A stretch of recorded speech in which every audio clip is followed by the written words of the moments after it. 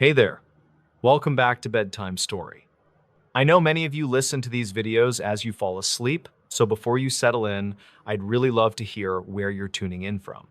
And if these stories have been keeping you company at night, leaving a like and subscribing would mean a lot. Now, let's relax, get cozy, take a slow breath, and begin. In this new story, West Virginia is not safe after midnight. The mountains of West Virginia are home to vast stretches of forest that many people find beautiful during the daylight hours. However, when the clock strikes 12, the landscape reportedly changes into something that feels entirely different and much more ominous today. Local residents often stay inside their homes because they don't want to encounter the silence that falls over the valleys. State records from 2022 indicate that several travelers vanished without a trace near the edge of the timberland. Investigators never confirmed what happened to these people, but the mystery continues to haunt the people who live in Greenbrier. The dense woods reportedly swallow the sounds of the night and leave only a heavy sense of dread for travelers. 24-year-old Ethan Miller worked as a regional delivery driver for a private logistics firm based in Charleston City. He was tasked with transporting a small crate of medical supplies to a remote clinic near the Monongahela National Forest area. Ethan had driven these routes many times, and he felt confident despite the heavy mist rolling over the dark asphalt. His goal was to complete the drop-off by 1 in the morning so he could return home to sleep. He didn't expect the navigation system to lose signal as he turned onto a narrow gravel path near the county. The trees seemed to lean over the road, and the high beams of his truck barely pierced the gray haze. The truck engine began to sputter and eventually stalled near a cluster of dead oaks that stood like jagged gray teeth. Ethan tried to restart the ignition several times, but the battery appeared to be completely drained for no apparent reason today. He checked his phone and found that the device was frozen on a screen displaying a distorted map of the region. Dispatch logs from that evening show no record of a distress call originating from his specific coordinates at that hour. He stepped out of the cab to check the engine and noticed a metallic scent hanging heavy in the cold air. The silence was absolute until he heard the distinct sound of something heavy moving through the dry leaves nearby tonight. County files from 2022 mention a series of conflicting testimonies regarding the presence of unauthorized camps in the area. Some locals claimed that they saw flickering lights deep in the woods that did not match any known park ranger equipment. Ethan reported seeing a tall figure standing perfectly still about 50 yards away from his stalled truck near the tree line. The figure didn't move or respond when he called out to ask for assistance with his dead vehicle battery today. He retreated into the cab and locked the doors while watching the shape through the cracked glass of his windshield. State police later noted that there were no footprints found in the mud where Ethan claimed the figure stood. The archived notes from the subsequent investigation describe a series of scratches found on the exterior panels of the delivery truck. These marks were vertical and deep enough to penetrate the paint down to the raw metal of the vehicle body tonight. Ethan stayed inside the cab for 4 hours until a passing motorist spotted him and called for emergency roadside assistance units. He told the responding officer that he felt as though he was being watched by multiple sets of eyes tonight. Investigators found several discarded items near the scene, including a rusted lantern and a tattered map from 2019 years. Records conflict regarding who owned those items or how long they had been laying in the tall grass area tonight. 31-year-old Sarah Jennings worked as a senior wildlife biologist for a research group based in Northern Virginia tonight. She was tasked with tracking the migration patterns of black bears across the dense thickets of the Monongahela National Forest. Sarah had spent hundreds of hours alone in the wilderness, and she felt comfortable navigating the steep terrain after sunset. Her goal was to retrieve data from 3 remote motion cameras that were located near a secluded creek bed tonight. She didn't expect the temperature to drop so rapidly as the heavy fog began to settle over the valley floor. The visibility decreased until she could only see a few feet in front of her high-powered tactical flashlight beam. State records from 2023 indicate that Sarah was reported missing by her colleagues after failing to check in tonight. Dispatch logs show that a search team was sent to her last known coordinates near the edge of the creek. Investigators reportedly found her research equipment scattered across the mossy ground, but her heavy winter coat was missing from sight. Some locals claimed that they heard a low humming sound echoing through the trees during the early morning hours tonight. State police never confirmed if the sound was related to the disappearance or if it was just a natural occurrence. Archived notes from the county file suggest that the area has a long history of unexplained electronic interference signals. A 52-year-old local sheriff named David Vance joined the search effort during the second night of the operation. He had lived in Greenbrier County his entire life, and he knew every ridge and hollow in the vast forest. David was tasked with interviewing residents of a small mountain community that lived near the northern border of the park. He wanted to determine if anyone had seen a lone woman walking along the high ridges after the sunset. He didn't expect to find a group of older residents who refused to leave their homes until the sun rose. They told the sheriff that the shadows in the forest reportedly behave in ways that do not follow physics. The county file from 2009 contains a detailed report about a similar incident that occurred in the same location. A group of hikers claimed that their compasses began to spin wildly while they were resting near the ancient rock today. They reported that the air became so thick that it felt like they were walking through water instead of mountain. Dispatch logs from that period show that the hikers were found huddled together in a small cave 3 miles away. Investigators never confirmed what caused the sudden disorientation or why the hikers had abandoned their heavy backpacks in the woods. Records conflict on whether the hikers were under the influence of any substances during their time in the wilderness area. State records from 2024 describe a discovery made by a hunter who was tracking a deer near the ridge. The hunter found a pair of hiking boots that were neatly placed on top of a large flat river stone today. These boots were identified as belonging to a man who had vanished from a nearby campsite in 2021 years. County files indicate that the laces were tied in a complex knot that the original owner did not know how. Some locals claimed that the boots appeared as though they had never been worn in the mud or the rain. Investigators never confirmed how the items remained in such perfect condition after spending 3 years in the harsh mountain. 47-year-old Thomas Reed was a land surveyor for a utility company in the city of Huntington tonight.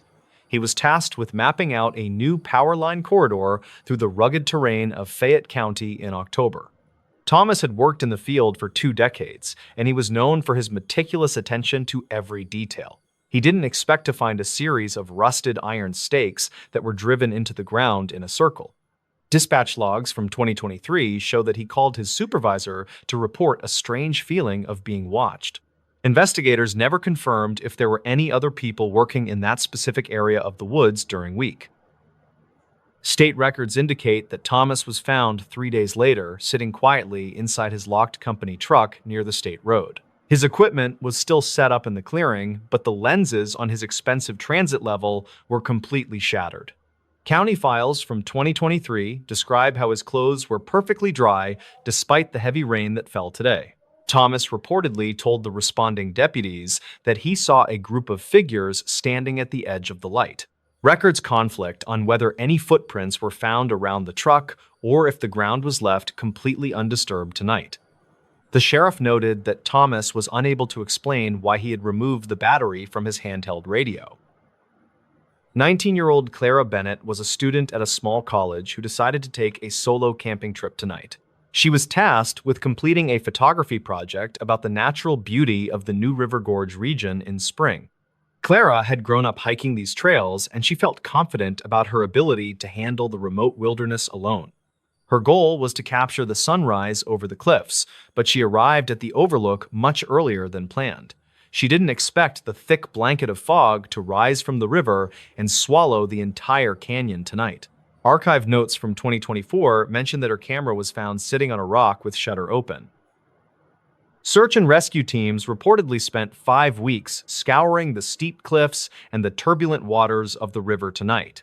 Dispatch logs from late May indicate that a local fisherman found a tattered yellow backpack snagged on a submerged tree. The pack was identified as belonging to Clara, but most of the contents inside were missing or damaged by water. Investigators never confirmed if she had fallen from the overlook or if she had walked away of her own. Records conflict regarding a set of blurry images found on the digital memory card that survived the long exposure tonight. Some locals claimed they saw a young woman walking along the highway, but the sightings were never officially verified. 68-year-old Elias Vance was a retired coal miner who spent his mornings fishing at the Plum Lake. He was tasked with managing a small cabin that belonged to his family for over 3 generations in the mountains. Elias had lived through many harsh winters, and he was not a man who was easily frightened by the woods. He didn't expect to find his heavy wooden front door standing wide open when he returned from the lake. State records from 2023 indicate that there was no sign of a forced entry into the cabin. County files mention that his bed was neatly made, but all of his shoes were missing from the closet. Dispatch logs show that a neighbor called for a welfare check after noticing that Elias had not started his stove. When the deputy arrived, he found a half-eaten meal on the table, and the television was still playing softly. Investigators reportedly found a trail of bare footprints leading away from the cabin and into the thickest part of forest. These tracks were unusual because they were spaced very far apart, as if the person was running at full speed. Records conflict on whether the footprints belonged to Elias or if another person had been present at the cabin. State police never confirmed if they found any evidence of a struggle inside the home or in the yard. 35-year-old Officer James Miller was a state trooper who was patrolling a desolate stretch of Route 9. He was tasked with monitoring traffic near the border of the National Forest on a cold night in November tonight. James had served in the military, and he was a disciplined observer of his surroundings during his long night shift. He didn't expect to see a vintage car from the 1950s parked on the shoulder of the road. The vehicle appeared to be in pristine condition, and the engine was still warm to the touch of his. Dispatch logs from 2024 show that the license plate did not exist in any modern state database records. James reportedly walked toward the driver's side window, but he found that the interior of the car was completely empty. He checked the trunk and found a collection of old newspapers from 2009 that looked brand new tonight. State records indicate that the trooper returned to his patrol car to request backup, but his radio only produced static. Investigators never confirmed what happened to the vintage vehicle because it had vanished by the time the backup arrived. Records conflict on whether the dashcam footage showed the car or just an empty patch of the dark highway. Some locals claimed that the stretch of road was known for temporal anomalies that confused many of the older residents. Archived notes from a county file from 2009 describe a discovery made by a group of land surveyors. They were tasked with surveying a remote valley that had not been visited by humans for over 50 years tonight. The team found a small village of wooden cabins that were perfectly preserved beneath the canopy of the forest floor. They didn't expect to find the interiors of the buildings looking as though the occupants had just stepped out today. Tables were set with plates, and the wood stoves were still filled with ash from a fire long ago. State records indicate that there is no official record of a settlement ever existing in that specific remote location tonight. Some locals claim that the village belonged to a group of people who wanted to live away from society. Investigators never confirmed the identities of the former residents because they found no personal documents or letters in the cabins. Dispatch logs from 2023 show that a team of archaeologists was sent to examine the site today. They reported that the architecture did not match any known style from the Appalachian region during the 19th century. Records conflict on whether the village was built recently or if it had been standing for hundreds of years tonight. State records show that the site was mysteriously destroyed by a forest fire 2 weeks after the discovery. 42-year-old Dr. Helena Aris was a geologist who was studying the unique rock formations in the region. She was tasked with collecting samples from a deep limestone cavern that was discovered near the town of Romney today. Helena was an experienced climber, and she felt comfortable working in the dark and cramped spaces of the underground world. She didn't expect to find a series of rhythmic tapping sounds coming from deeper within the unexplored cave system. Her goal was to map the primary chamber, but she found herself drawn toward a narrow tunnel in the back.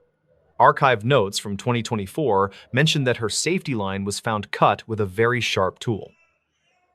Rescue divers reportedly searched the flooded sections of the cavern for 12 days without finding any sign of the doctor. Dispatch logs from late October indicate that a team of cave experts found her helmet near a pool. The light on the helmet was still shining, and the battery was nearly full when they found the item. Investigators never confirmed how she could have disappeared from a chamber with only one way in and one out. Records conflict regarding a recording found on her handheld device that captured several minutes of heavy and irregular breathing. State records show that the cave was permanently sealed with concrete following the conclusion of the unsuccessful search effort. In this new story, true horror stories from February road trips into Appalachia. The early morning mist clung to the jagged peaks of the Monongahela National Forest as Elias Thorne steered his sedan through the winding mountain passes. 2026 brought an unusually harsh winter to West Virginia, and the 28-year-old freelance photographer sought to document the frozen landscapes. He carried only a heavy parka and a high-end digital camera while aiming for the secluded ridges near the Randolph County line. The heater hummed against the biting chill of the February air as the asphalt gave way to a narrow gravel path. Thick pine trees crowded the shoulders of the road and limited his visibility to a few dozen feet in the gray light. Every mile deeper into the wilderness felt like a step further away from the safety of the modern world. State records from 2026 indicate that Thorne was reported missing by his sister 3 days after he failed to return. Local dispatch logs show that his vehicle was discovered abandoned on a Forest Service road with the driver's side door left wide open. Investigators found his camera on the passenger seat, but the memory card had been removed and was nowhere to be found. There were no signs of a struggle or any footprints in the thin layer of crusty snow surrounding the vehicle. Some locals claimed they heard a rhythmic metallic tapping coming from the woods that evening, but authorities never confirmed these reports. The silence of the Appalachian wilderness remained the only witness to the sudden disappearance of the young man from the roadside. County files from 2009 detail a similar occurrence involving a couple traveling through the same region during a winter storm. Sarah and Mark Miller were driving toward a remote cabin rental when their GPS reportedly began cycling through various conflicting sets of coordinates. The 30-year-old engineers were well prepared for the cold, but archived notes suggest they became disoriented near the Blackwater Falls. Search teams later located their SUV parked perfectly straight in the middle of a bridge with the engine still idling. All of their personal belongings, including wallets and cell phones, were neatly stacked on the dashboard in a precise vertical pile. Recovery efforts were hampered by the shifting terrain and the fact that various state records conflict regarding the exact find. A park ranger documented a series of archived notes regarding strange acoustic anomalies reported by hikers in the West Virginia highlands. These reports often describe the sound of a human voice mimicking the exact tone and cadence of a distress call. Investigators noted that these sounds were frequently heard near deep limestone caves where the acoustics can create deceptive or confusing auditory reflections. One specific entry from 2024 mentions a group of travelers who stopped their car because they heard a child crying.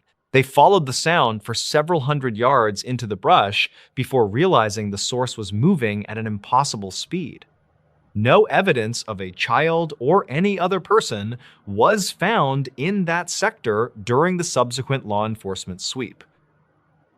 The mystery of the Appalachian road trips in February persists as more archived notes surface regarding these unexplained and cold cases. Forensic evidence often yields no biological traces or clues that would suggest the involvement of any known predatory mountain wildlife. Public records from the county level consistently show that these incidents occur during periods of high atmospheric pressure and low visibility. Families of the missing often wait for years while state records remain open and the official status of the files stays unresolved. The roads through the mountains stay quiet, and the high ridges of the forest continue to hold their secrets in silence. Travelers are simply advised to stay within their vehicles and keep their communication devices charged while traversing the lonely peaks. Another county file from 2012 recounts the story of a lone trucker named Julian who was delivering supplies to a town. He was 42 years old and had driven the same route through the mountains for over 15 years without any issues. On a Tuesday night in late February, he reported seeing a person standing in the middle of the road wearing a yellow raincoat. The figure did not move as the truck approached, and Julian was forced to slam on his brakes to avoid a collision. When he exited the cab to check on the individual, the road ahead was completely empty for several hundred yards. He reportedly checked his dash camera footage later, but the screen showed only static during the time of the supposed encounter. The archived notes from the local sheriff department describe how Julian refused to drive through that specific mountain pass ever again after that night. He claimed that the yellow raincoat was dry despite the heavy snow that was falling steadily throughout the entire evening. State records show that several other drivers had reported a similar figure in that exact location over the span of 3 decades. Investigators never confirmed the identity of the person, and no missing person reports from the area matched the description provided. Some locals claimed it was a trick of the light reflecting off the snow, but the dash camera failure remained unexplained. The incident remains listed as a miscellaneous anomaly in the county archives from 2012, with no further investigative leads followed. In 2018, a group of university students was conducting a geological survey near the border of Virginia and West Virginia. The 3 individuals were in their early 20s and had planned a 5-day expedition to study the local rock formations. According to dispatch logs, they checked in on the second night, but their final scheduled transmission was never received by the base. A massive search operation was launched involving multiple state agencies and local volunteers who combed the rugged terrain for weeks. They found the students' campsite completely intact, with their sleeping bags still laid out and a campfire that had burned out naturally. All of their high-tech geological equipment was left behind, including expensive sensors that were still recording data during the search. The recorded data from the sensors showed a massive spike in electromagnetic activity at the exact moment the final transmission was cut. Investigators could not explain why 3 healthy young adults would wander away from a warm camp without their shoes or jackets. Archived notes from the lead detective mentioned that the footprints leading away from the camp stopped abruptly after only 10 yards. It was as if the students had simply ceased to exist while walking toward the edge of a nearby steep ravine. Search dogs were unable to pick up a scent, and the aerial infrared scans showed no heat signatures in the vicinity. The case of the missing students from 2018 is still discussed by investigators who specialize in unusual wilderness disappearances. Reports from 2015 describe a phenomenon known among some locals as the phantom headlights of the Appalachian backroads. Drivers frequently reported being followed by a large vehicle with bright lights that would maintain a constant distance for several miles.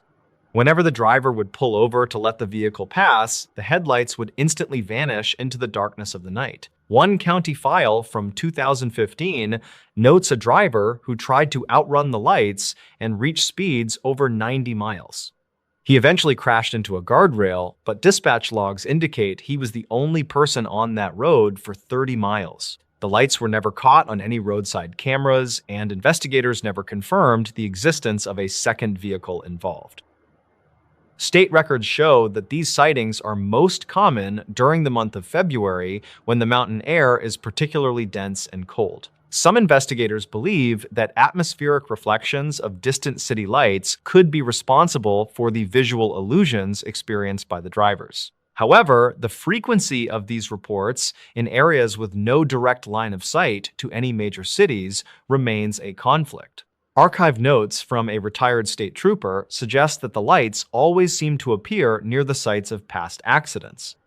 No forensic evidence has ever been found to link these visual phenomena to any physical objects or known atmospheric conditions.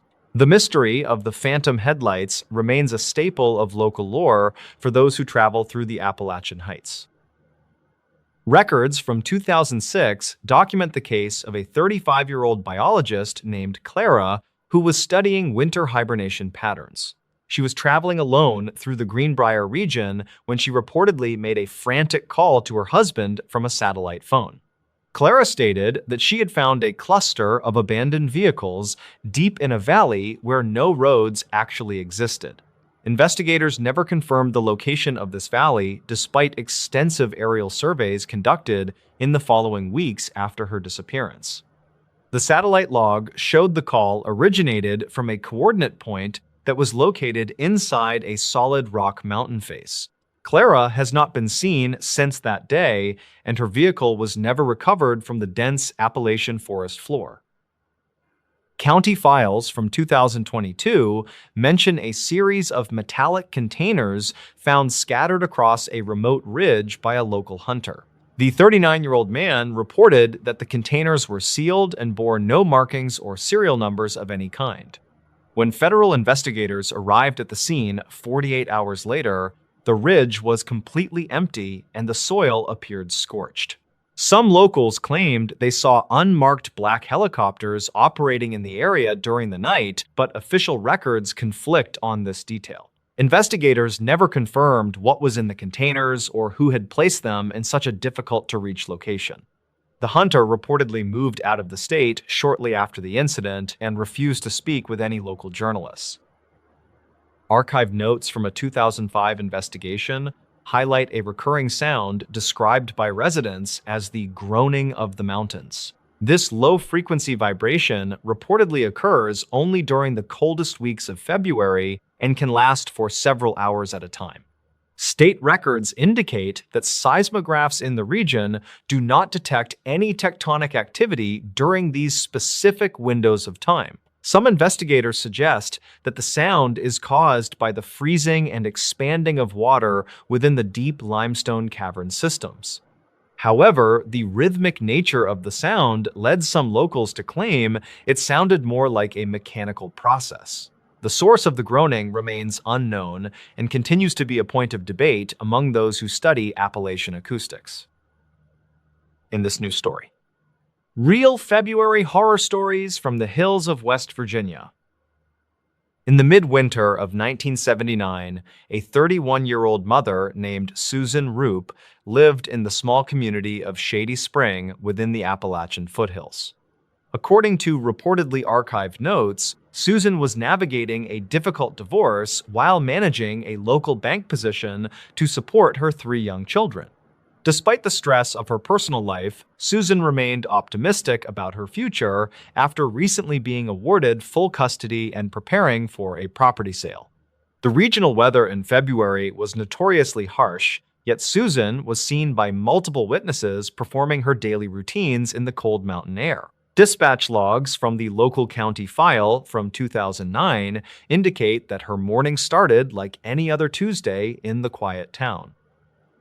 On the morning of February 12th, Susan left her home and reportedly entered a late-model truck driven by an unidentified individual near the roadside. Records conflict regarding the driver's identity, but state records show that Susan's children were greeted later that day by their estranged father. He claimed to the children that their mother had simply abandoned them, though he later revised this statement to investigators during questioning. By the time a missing persons report was filed on February 14th, Susan had not returned to her bank job or her family. Investigators found it highly unusual for a woman with such deep ties to the local community to vanish without a single word. State records show that several letters written by Susan surfaced shortly after her disappearance, expressing a profound fear for her own physical safety. Some locals claimed that her house had burned down mysteriously just months prior to her vanishing, adding to the growing regional unease. Despite massive search efforts through the dense woods and rugged terrain of the West Virginia hills, no physical evidence was ever found. Law enforcement never confirmed any specific suspects, and the case of the young mother remained officially cold for several long decades. To this day, the remains of Susan Roop have never been recovered from the vast and silent Appalachian wilderness. Further south, in the rural region of Greenbrier County, investigators never confirmed the strange events surrounding a 1997 disappearance in the hills. A 40-year-old local mechanic named Ray was reportedly seen walking toward a clearing near the edge of the state forest during a blizzard. County files from 2009 suggest that Ray was an experienced woodsman who knew the dangers of the February cold. He had told neighbors he was looking for a stray calf, but archived notes indicate no livestock were missing from the farm. His tracks simply stopped at the base of a limestone cliff, leaving search parties with no direction to follow in the snow. Investigators noted that Ray's personal belongings were still inside his unlocked cabin, including his heavy winter coat and his loaded hunting rifle. Some locals claimed to hear rhythmic metallic tapping coming from the woods for several nights following his sudden and unexplained disappearance. State records show that a search team found a single boot 5 miles away, but forensic analysis never confirmed it belonged to him. The case remains a source of conflict among researchers who believe the rugged terrain hides more than just natural hazards. Local legends often fill the gaps where official reports fail, but the factual evidence remains chillingly thin for those left behind. Within the same mountainous region, a third case from 1984 involves a young surveyor named David working near the New River. Reportedly, David was tasked with mapping a remote section of the hills before the heavy February ice made the steep slopes impassable. Dispatch logs from that period record a final radio transmission where David sounded calm but mentioned finding an unmarked concrete cellar. When he failed to return to the base camp by nightfall, a rescue team was dispatched to his last known coordinates. They found his surveying equipment neatly stacked on a flat rock, but David was nowhere to be found in the area. Archived notes from the sheriff's office mention that the concrete cellar David described was never located by any of the subsequent search teams. Investigators never confirmed if David had encountered someone in the woods or if he had simply become disoriented in the shifting mountain fog. Records conflict on whether he had any reason to leave his life behind, as he was engaged to be married. Some locals claimed that the area was historically avoided due to unstable ground, yet no sinkholes were discovered during the intensive search. His disappearance remains one of the many unsolved mysteries that haunt the cold winter history of the West Virginia Highlands. In February of 2011, a 35-year-old wildlife photographer named Sarah ventured into the Monongahela National Forest for a winter project. State records show that she was a seasoned hiker with professional-grade GPS equipment and enough supplies for a 3-day excursion. Reportedly, she checked in with a park ranger on the morning of February 3rd, stating her intention to photograph the frozen waterfalls. When her vehicle was found still parked at the trailhead 5 days later, a full-scale search operation was initiated by the local authorities. Investigators never confirmed any signs of a struggle or foul play near her abandoned SUV, which was covered in thick snow. The county files from 2009 through 2020 detail the exhaustive efforts to locate any trace of Sarah's presence in the forest. Searchers reportedly found her camera tripod standing perfectly level in the middle of a frozen creek bed several miles from the trail. Archived notes describe the camera itself as missing from the mount, though the storage bag was found tucked inside a nearby hollow log. Some locals claim to see unusual lights in that specific sector of the woods during the week of her disappearance, but officials dismiss these reports. Records conflict on whether the tracks leading away from the tripod belonged to Sarah or to a large local predator. The investigative team noted that Sarah's GPS device was eventually recovered by a hiker in 2014, nearly 10 miles from her last known position. State records indicate that the device had been powered off manually and it contained no data points from the day she vanished. Some investigators suggested that Sarah might have intentionally disappeared, but her family maintained that she had no motive to leave her career. Dispatch logs from the recovery effort mentioned that the area where the device was found had been searched multiple times in previous years. The case remains open with no new leads, leaving Sarah's fate as cold as the February air in which she disappeared. In another documented incident from 1992, A 28-year-old truck driver named Mark was reported missing near the West Virginia border. Reportedly, Mark was hauling a shipment of timber through the winding mountain passes when his rig was found idling on the shoulder. Dispatch logs confirmed that the engine was still running and the heater was on full blast when state troopers arrived. Archived notes state that Mark's wallet and cigarettes were left on the dashboard, suggesting he had stepped out only for a moment. Investigators never confirmed any mechanical issues with the truck that would have required him to stop in such a remote location. State records show that bloodhounds were brought to the scene, but they refused to track any scent beyond the passenger side door. Some locals claimed that the stretch of highway was notorious for sudden whiteout conditions that could disorient even the most experienced drivers. County files from 2009 mentioned that a local resident reported seeing a man matching Mark's description walking along a ridgeline miles away. However, investigators never confirmed this sighting, and no physical evidence of Mark's passage through the woods was ever discovered. Records conflict on the timeline of events, as the truck had been stationary for at least 6 hours before the police arrived.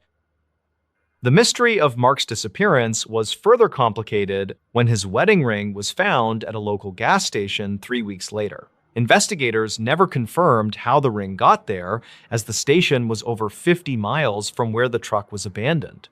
Archived notes suggest the ring appeared to have been placed deliberately on a sink in the men's restroom rather than dropped. Some locals claimed this was a sign of a voluntary disappearance, while others believed it was a taunt from an unknown third party. To this day, the state records for Mark's case remain classified as a missing person investigation with no resolution in sight. Finally, in February of 2004, a 60-year-old retired schoolteacher named Eleanor vanished from her porch in the town of Fayetteville. Reportedly, Eleanor had been seen by a neighbor feeding the birds just moments before she was nowhere to be found. Dispatch logs show that her front door was left wide open and her tea was still steaming on the kitchen table. State records indicate that Eleanor had lived in the same house for 40 years and had no history of memory loss. Investigators never confirmed any evidence of a break-in or any signs that Eleanor had left the property of her own accord. Archived notes from the local sheriff mentioned that a series of strange phone calls had been placed to Eleanor's residence in the weeks prior. Some locals claimed these calls consisted only of heavy breathing and the sound of wind, though the records conflict on this detail.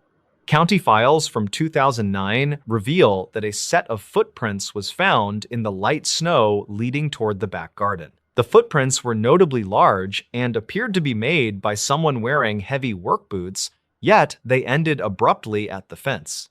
Eleanor was never seen again, and the quiet hills of West Virginia kept yet another secret from the cold winter of 2004. In this news story, a Valentine's night no one ever forgot. The small town of Hinton sits quietly along the New River in the rugged mountains of southern West Virginia. On the evening of February 14, 2016, a local resident named Thomas Miller prepared for a simple night. He was a 32-year-old mechanic who had lived in the region his entire life without incident.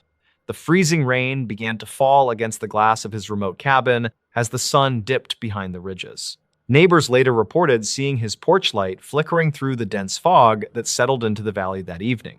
Investigators never confirmed what drew him toward the edge of the woods during the peak of the winter storm. Dispatch logs from the county sheriff department indicate a call was placed from the Miller residence at 10:42. The operator heard only the sound of heavy wind and the rhythmic ticking of a clock in the background. 2 officers arrived at the property 30 minutes later to find the front door standing open to the freezing air. They found a single set of boot prints leading away from the porch and into the thick brush. State records show that Thomas had no history of wandering, and his vehicle remained parked in the gravel driveway. The interior of the home appeared undisturbed, with a warm meal still sitting on the wooden kitchen table. Search teams arrived at daybreak to find the tracks ended abruptly near a limestone outcrop known as the Devil's Throat. Some locals claimed they heard a low humming sound echoing through the trees during the early morning hours. Forensic teams examined the area but found no evidence of a struggle or any secondary sets of footprints. Archived notes from a similar event in 1984 suggest the ground in that area is prone to instability.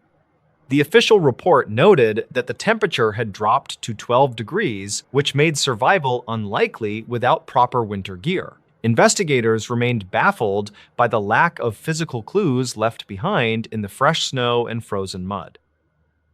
A county file from 2009 mentions strange acoustic anomalies reported by hikers near that specific mountain ridge. The records conflict regarding whether these sounds are caused by wind or by underground caverns shifting in the cold. Thomas's family maintained that he was a cautious man who would never venture out into a storm. His disappearance remains an open case with the local authorities, who still conduct occasional sweeps of the deep forest. The town of Hinton remembers that night as a reminder of how quickly the mountains can claim a life. No body was ever recovered, and the mechanic's tools still sit untouched in his quiet workshop. The search expanded to the surrounding hollows, where the terrain becomes nearly impassable for those without deep local knowledge. Volunteers from 3 neighboring counties joined the effort, but the record cold temperatures forced many to retreat by nightfall. State records indicate that air heat signatures were impossible to detect due to the thickness of the hemlock canopy. Some locals claimed that the silence in the woods that week was unnatural, even for a West Virginia winter. Investigators never confirmed if Thomas had any reason to leave his home without his heavy winter coat or boots. The boots he wore were reportedly his lighter work pair, which left shallow impressions in the hardening icy crust. By the 7th day of the investigation, the sheriff department noted several discrepancies in the initial witness statements. One neighbor insisted they saw a second figure standing near the tree line, but the dispatch logs mentioned no intruders. Archived notes from the local historical society describe deep vertical shafts in the limestone that are not on modern maps. These shafts were allegedly used for ventilation during the mining boom of 1922, but were never properly sealed. Records conflict on the exact location of these openings, which makes any ground search extremely dangerous for the recovery teams. The case file remains active, though no new physical evidence has surfaced in the decades since Thomas vanished. A secondary witness named Sarah Jenkins worked as a nurse at the county hospital located 20 miles from the scene. She reportedly told investigators that she saw a man matching the description of Thomas walking near Route 20. This sighting occurred nearly 3 hours after the initial 911 call was placed from the empty cabin in the woods. State records from that night show that the road was completely blocked by fallen timber and deep snowdrifts. Investigators never confirmed how a man on foot could travel that distance through a blizzard in such a short time. Some locals claimed the man she saw was actually a hunter who had been stranded in the same storm. Dispatch logs from 2017 show that a backpack was found by a group of surveyors in a creek bed. The item was heavily weathered and contained a set of keys that belonged to a Ford truck from 2012. Records conflict on whether these keys were ever tested against the vehicle still sitting in the Miller driveway today. Archived notes from the lead detective suggest that the backpack was actually dropped there much later than the disappearance date. Forensic analysts found no biological material on the straps or inside the pockets, despite the item being outdoors for years. This piece of evidence only added to the growing list of contradictions surrounding the cold case in West Virginia. The topography of the region around Hinton is famous for its hidden caves and vast networks of underground drainage systems. Investigators never confirmed if the limestone outcrop near the cabin was connected to a larger subterranean complex beneath the ridge. Some locals claimed that they saw lights moving deep within the woods for weeks following the official search suspension. State records indicate no authorized personnel were in the area during those specific nights due to the extreme weather conditions. A county file from 2021 notes that several pets went missing from the same neighborhood that winter. These events were reportedly dismissed by the authorities as typical predator activity common in the Appalachian wilderness.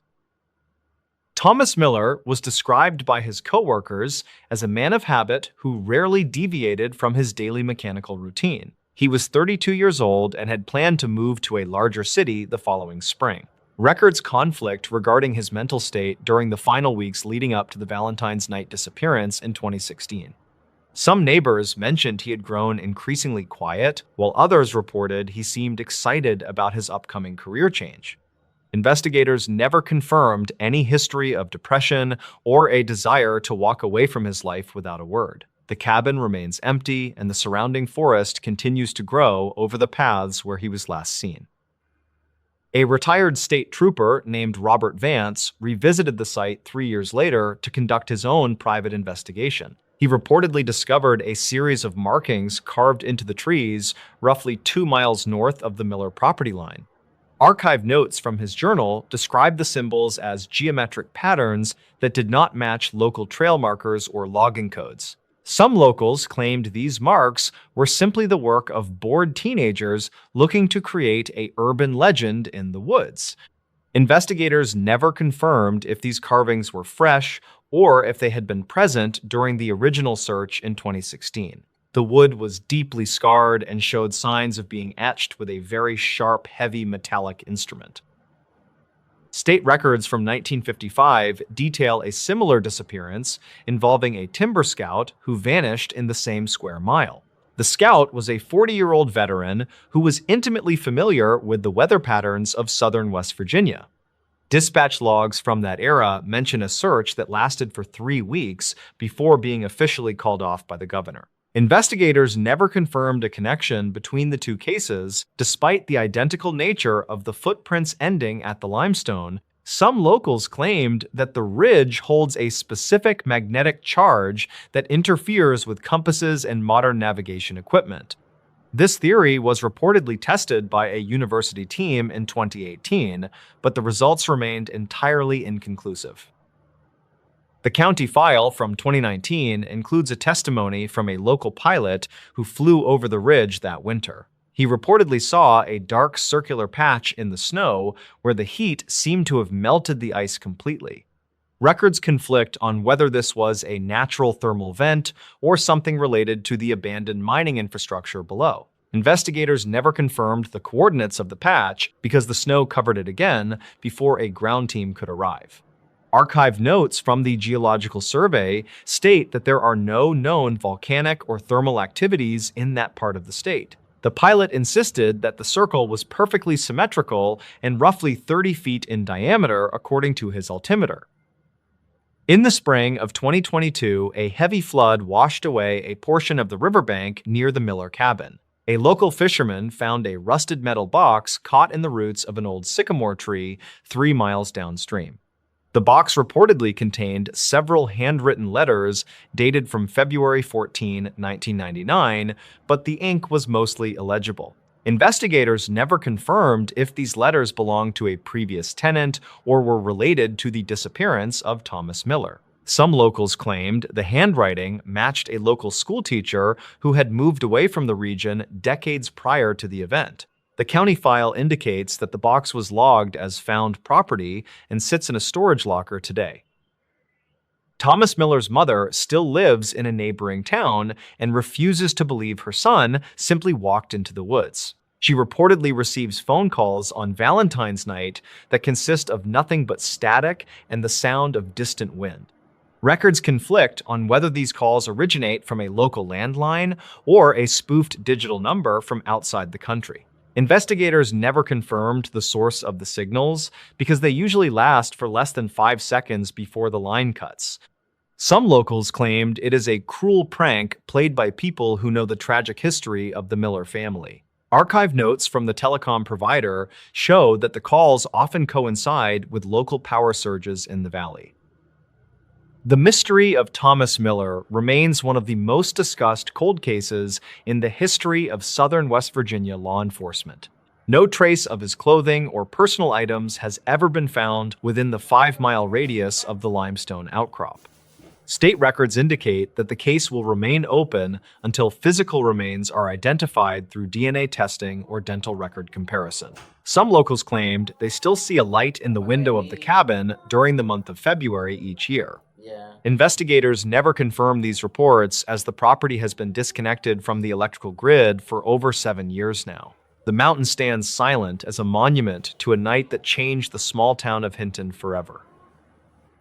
In this news story, they went into Appalachia during winter and never came back. The Appalachian Mountains in West Virginia are known for their dense forests and unpredictable weather patterns during the month of January.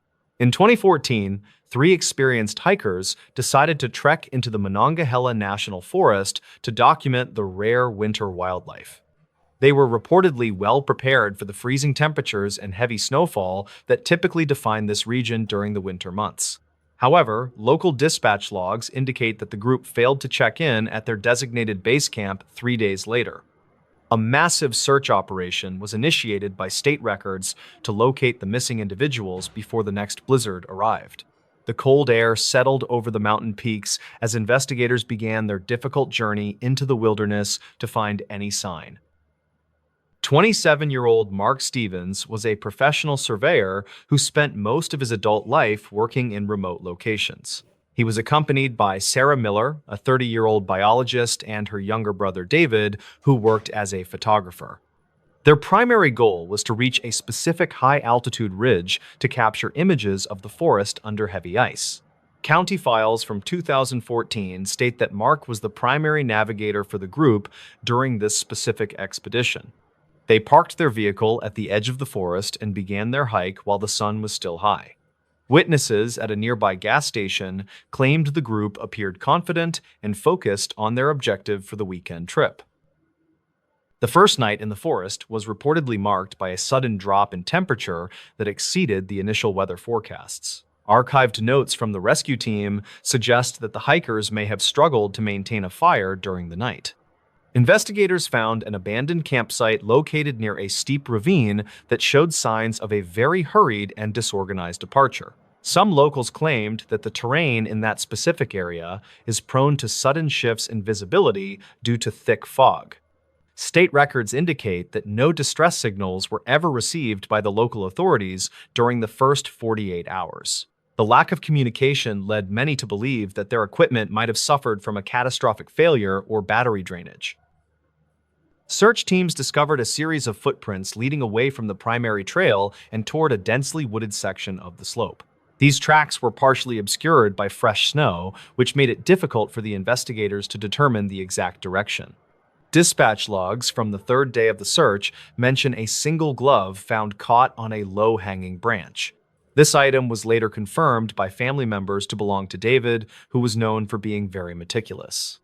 Investigators never confirmed if the group was being followed by wildlife or if they had simply become disoriented in the dark. The tracks eventually disappeared entirely at the edge of a frozen stream that ran through the center of the valley. Records conflict regarding the exact location where the last known transmission from Mark's mobile device was pinged by the local tower. One state record suggests the signal came from the ridge, while another county file places it much further down the mountain. This inconsistency hampered the rescue efforts and forced the teams to split their resources across a much larger search area. Reported sightings of lights in the woods were investigated, but these claims were eventually dismissed as reflections from the search team. The atmosphere among the rescuers grew increasingly grim as the temperatures dropped to record lows during the fourth night of searching. Everyone understood that survival in these specific conditions without proper shelter was statistically unlikely for any human being trapped outside. The investigation eventually uncovered a set of archived notes from a previous expedition that had encountered similar difficulties in that same region. These notes described a strange geographical anomaly that often interfered with magnetic compasses and modern electronic navigation equipment during the winter. Some locals claimed that the mountains themselves seemed to shift when the snow was thick enough to hide the main landmarks. Investigators never confirmed these theories, but they did note that the hikers had deviated significantly from their planned path. The physical evidence suggests that the group was walking in circles for several hours before they finally stopped near the ravine. It remains unclear why they chose to leave the safety of their primary campsite in the middle of a storm. A final report issued in 2015 stated that the remains of the hikers were never located despite multiple follow-up searches.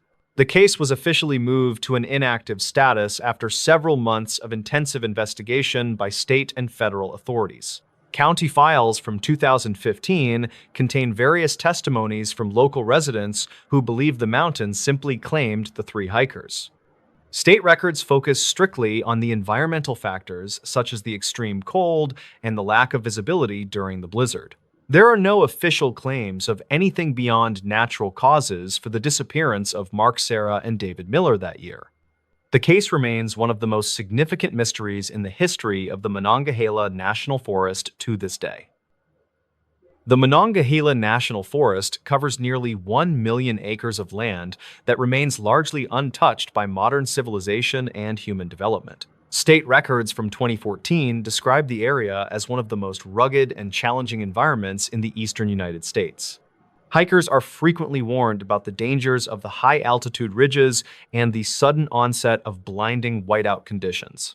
Dispatch logs indicate that the search team had to navigate through several feet of fresh snow during the first week. Every investigator assigned to the case noted that the silence in the forest was heavy and almost physically oppressive during the night. The lack of animal tracks in the vicinity of the camp was another detail that the team found very unusual. Investigators spent several weeks reviewing the personal journals and digital logs that Mark Stevens had left behind in his locked vehicle. These archive notes revealed that he had expressed some minor concerns about the accuracy of his GPS unit before they left. He mentioned that the device was displaying strange readings that did not align with the physical maps he had studied earlier. Sarah Miller also wrote a brief note about the unusual behavior of the local birds as they approached the high ridge.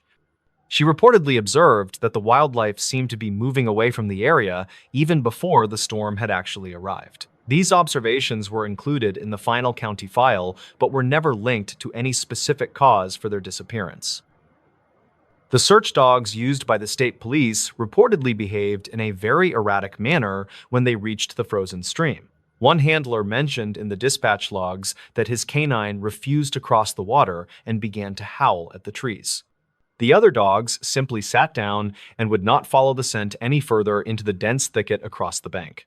Investigators never confirmed the presence of any large predators like mountain lions or black bears in that specific sector of forest. Some locals claimed that the area near the stream was avoided by experienced hunters due to the frequent loss of direction. The state records do not provide any scientific explanation for why the dogs suddenly lost the trail at that spot. Thermal imaging cameras were deployed by a helicopter crew during the fifth night of the search to look for heat signatures. The records indicate that several small heat sources were detected near the base of a large rock formation in the valley.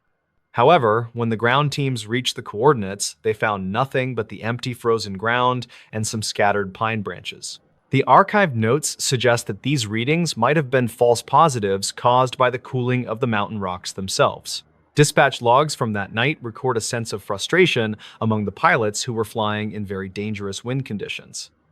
No further heat signatures were detected during the remainder of the aerial search phase of the operation in 2014.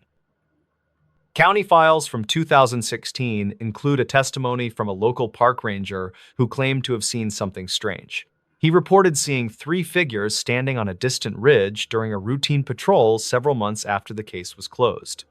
When he looked through his binoculars, the figures had disappeared and there were no tracks left behind in the thin snow.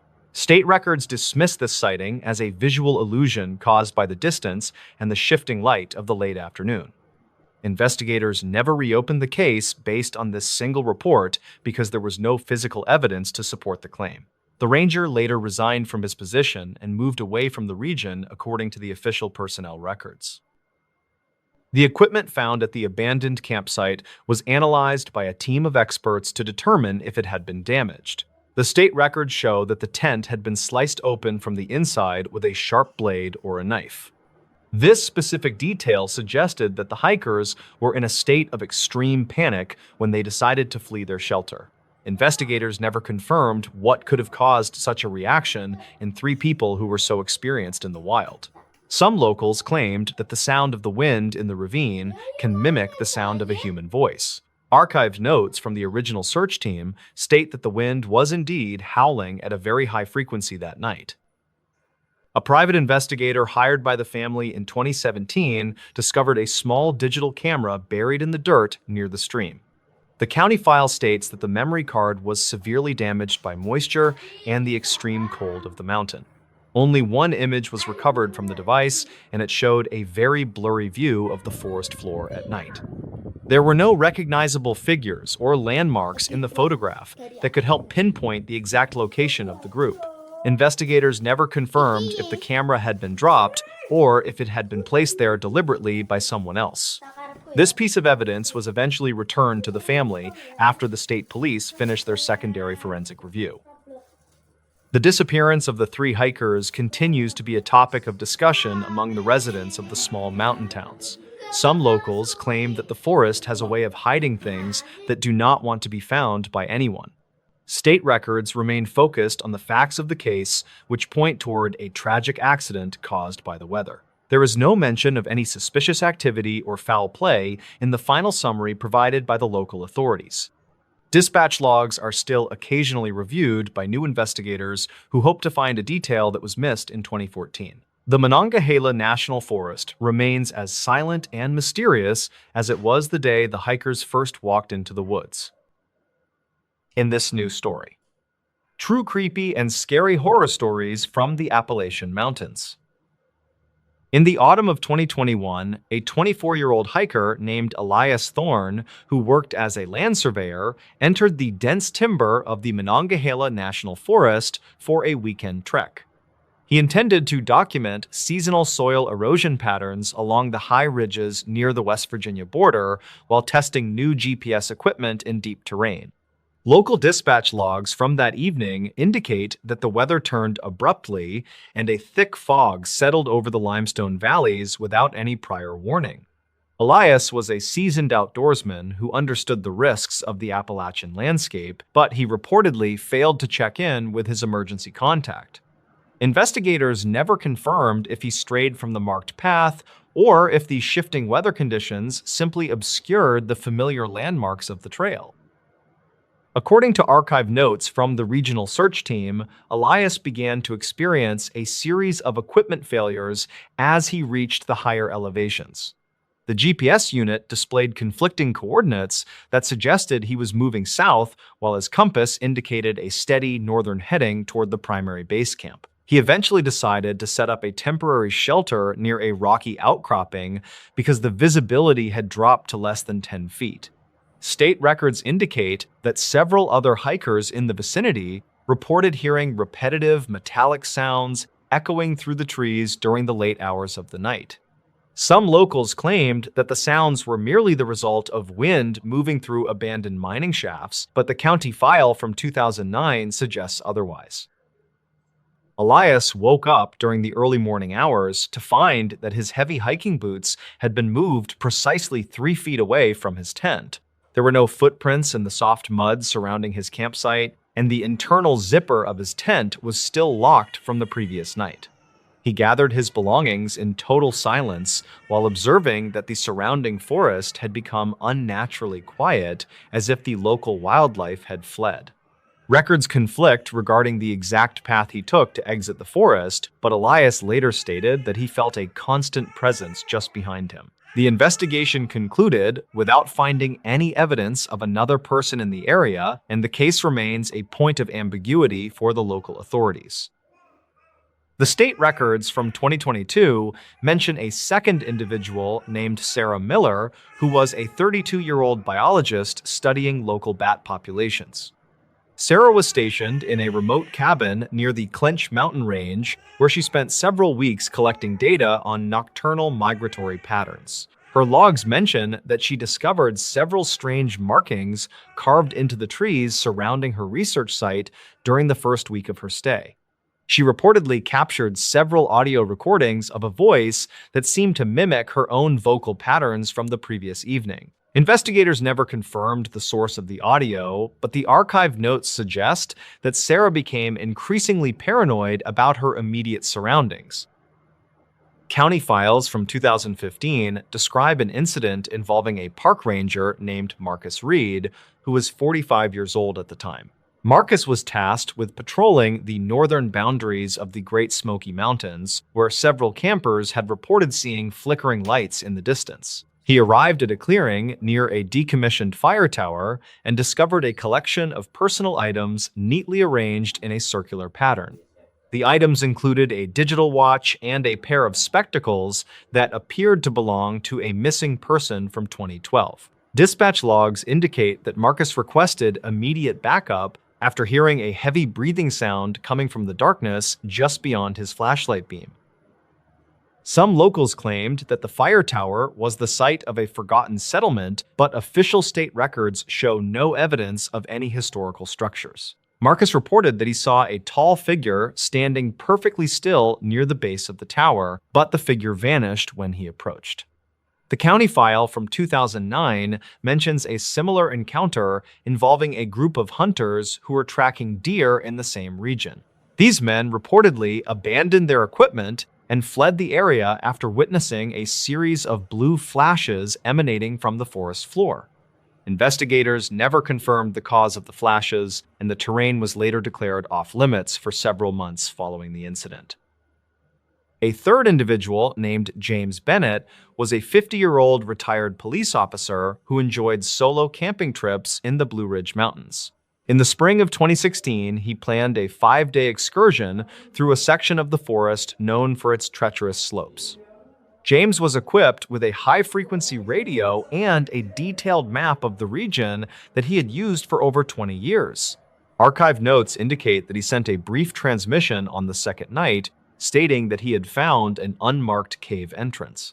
The transmission ended abruptly with a sharp static noise that the dispatch center was unable to filter or identify using standard equipment.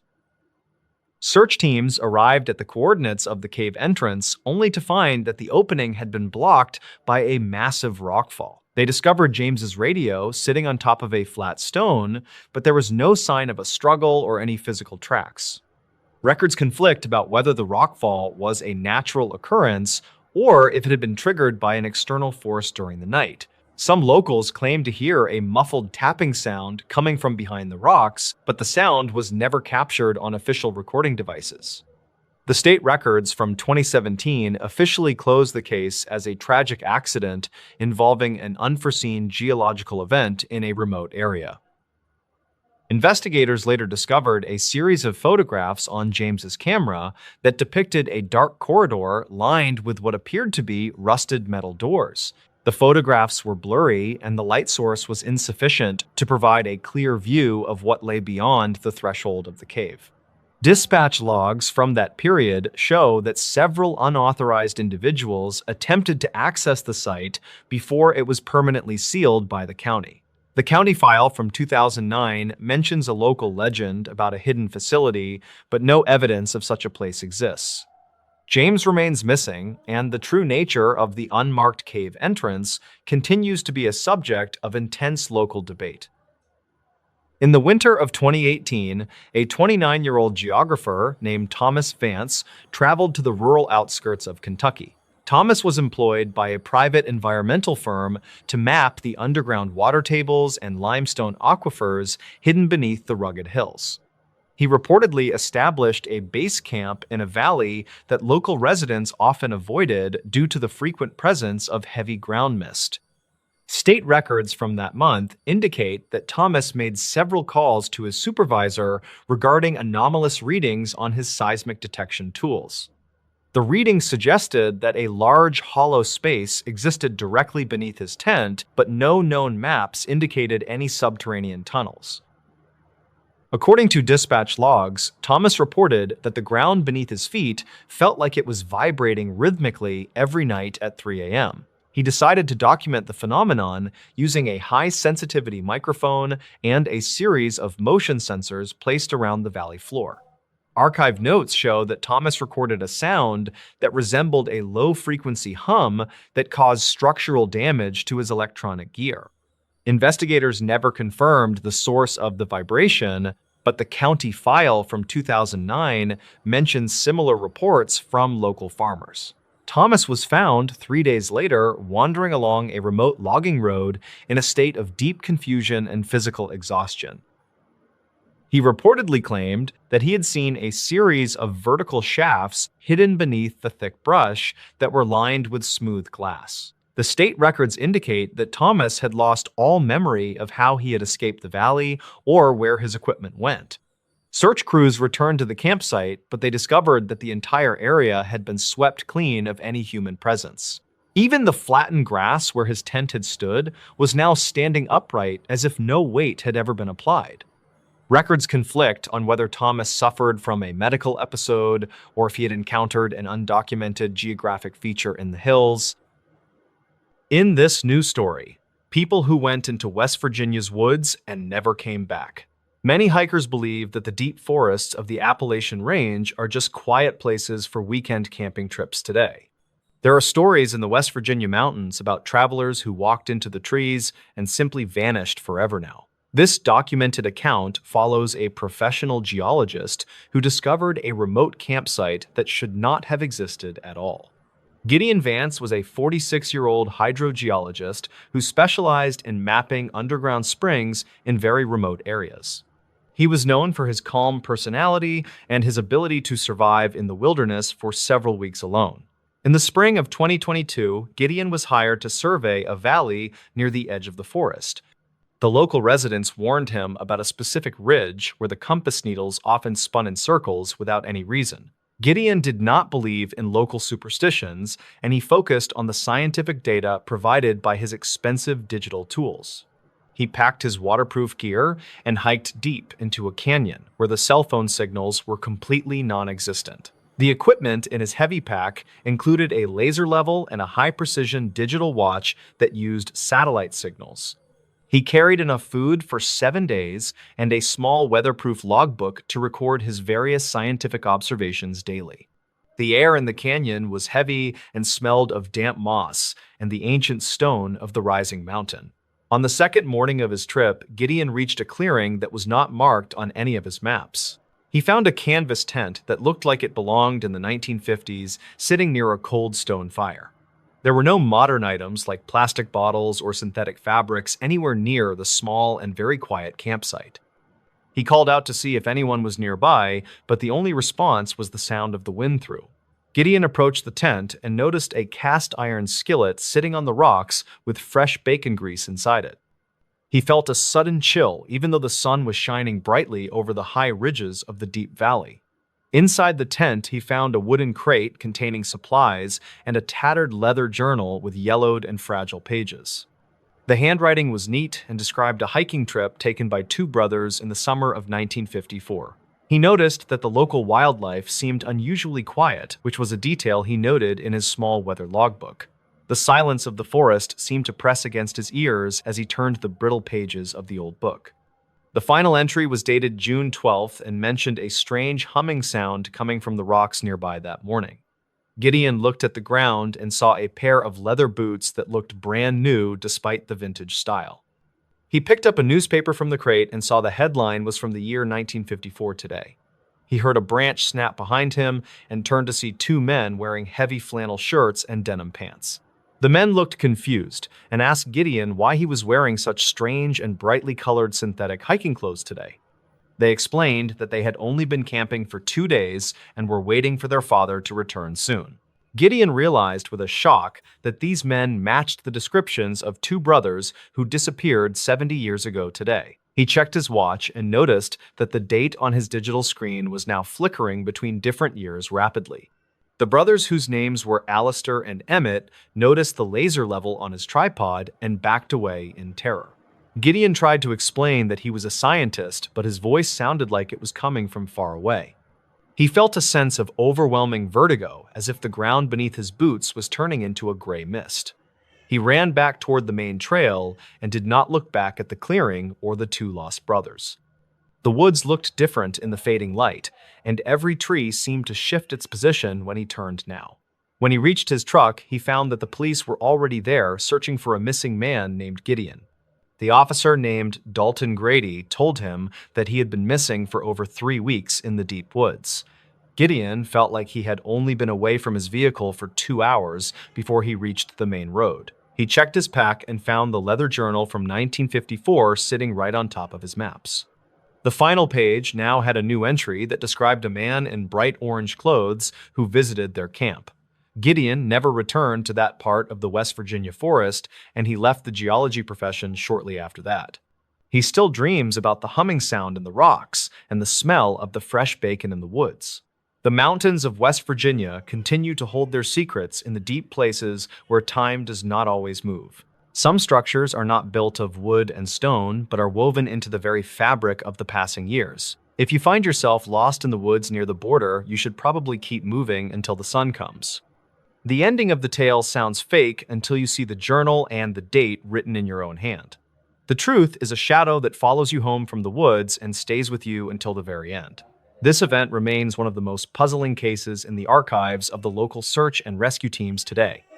Witness statements from the family members of the missing brothers confirm that the handwriting in the journal is perfectly authentic. The police files include photographs of the campsite that Gideon found, but the clearing was empty when they arrived there. They found no tent and no fire and no signs of the two brothers who had been seen by Gideon. The only evidence left behind was the journal that Gideon had taken from the wooden crate during his initial discovery. Forensic analysis of the paper showed that it was manufactured in the early 1950s, but it showed no aging. The ink was still fresh, and the leather binding had not yet developed the cracks typically found on antique books. Geologists who studied the canyon reported that the rock formations contain unusual magnetic properties that might affect local electronic devices. Some researchers believe that the humming sound Gideon heard was a result of geological pressure deep within the mountain range. Others suggest that the canyon is a place where different eras overlap for a few minutes when the weather changes. Gideon Vance spent several years trying to understand the physics of his experience, but he never found a clear answer. He often visits the county library to look at the missing persons files from the middle of the last century. He found a report about Alistair and Emmett that mentioned they were last seen carrying a heavy canvas camping tent. The photograph in the file showed two young men who were the exact same people Gideon met in the clearing. Their father had also disappeared that same week and was never found by the police or the local search parties. The case remains officially open because the bodies of the brothers were never recovered from the deep and dark woods. Gideon believes that the brothers are still in the canyon waiting for their father to return to their small camp.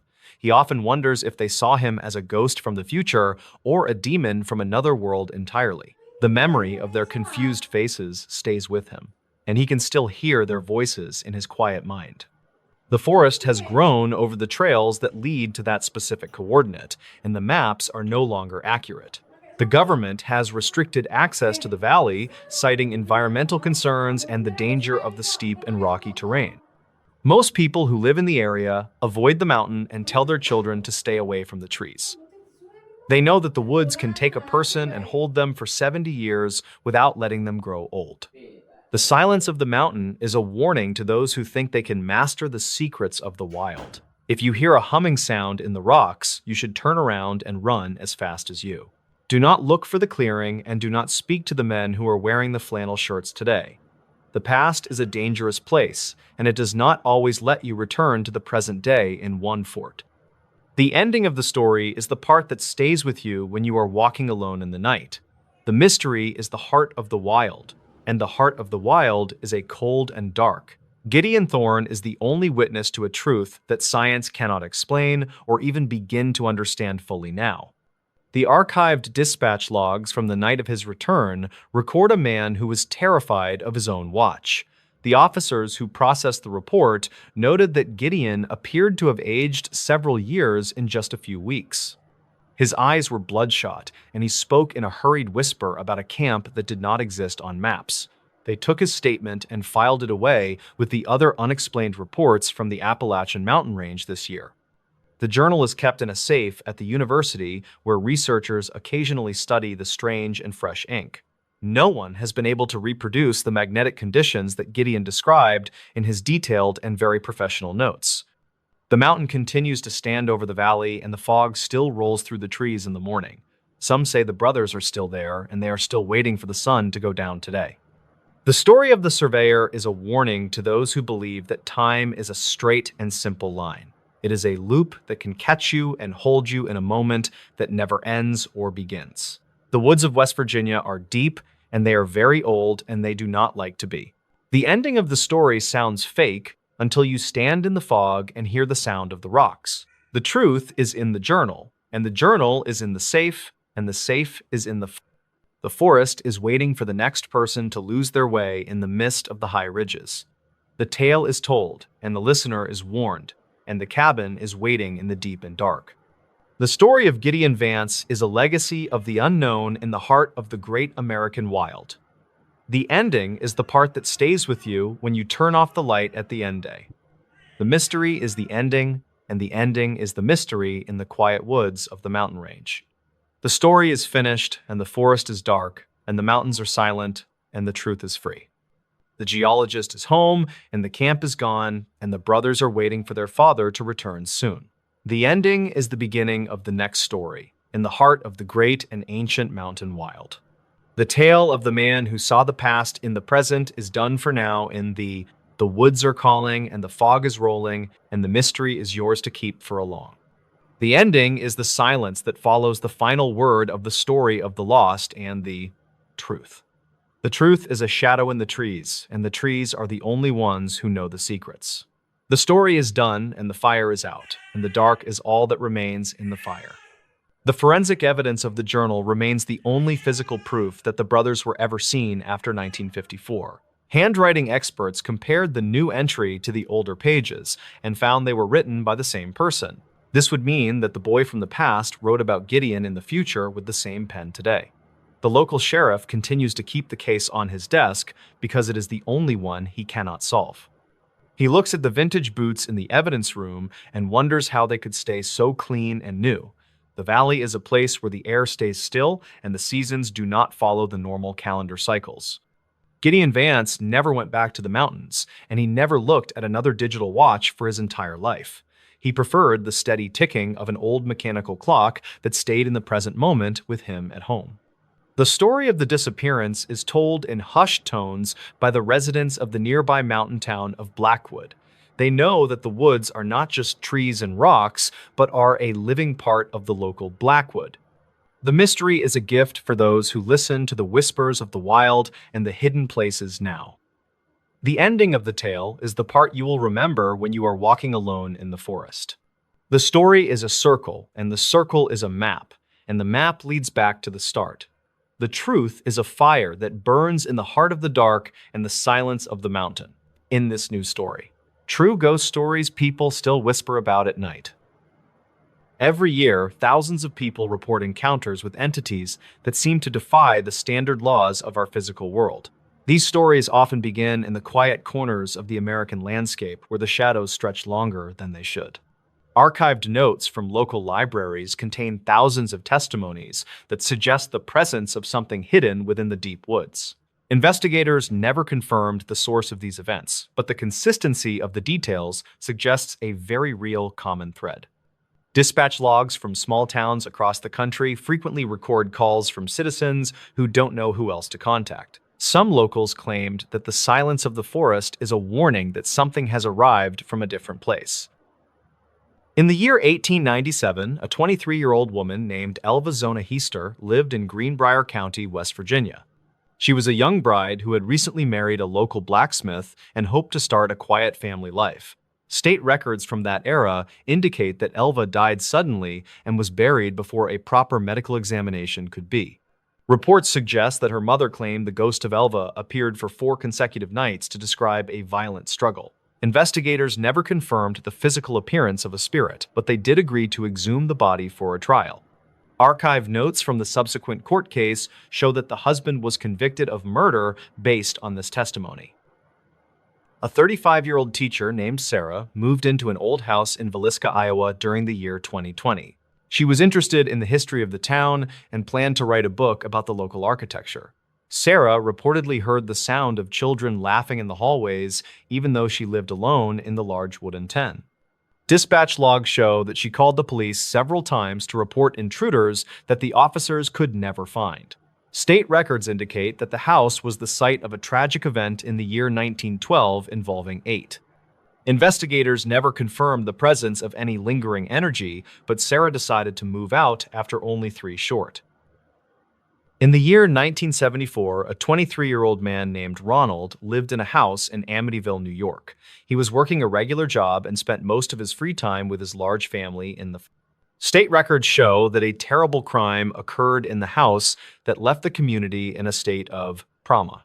A new family moved into the residence in the year 1975 and reportedly experienced several weeks of terror. They claimed that the walls would secrete a dark substance and that the air would turn cold without any. Investigators never confirmed the validity of these claims, and some locals suggested the story was fabricated for financial gain.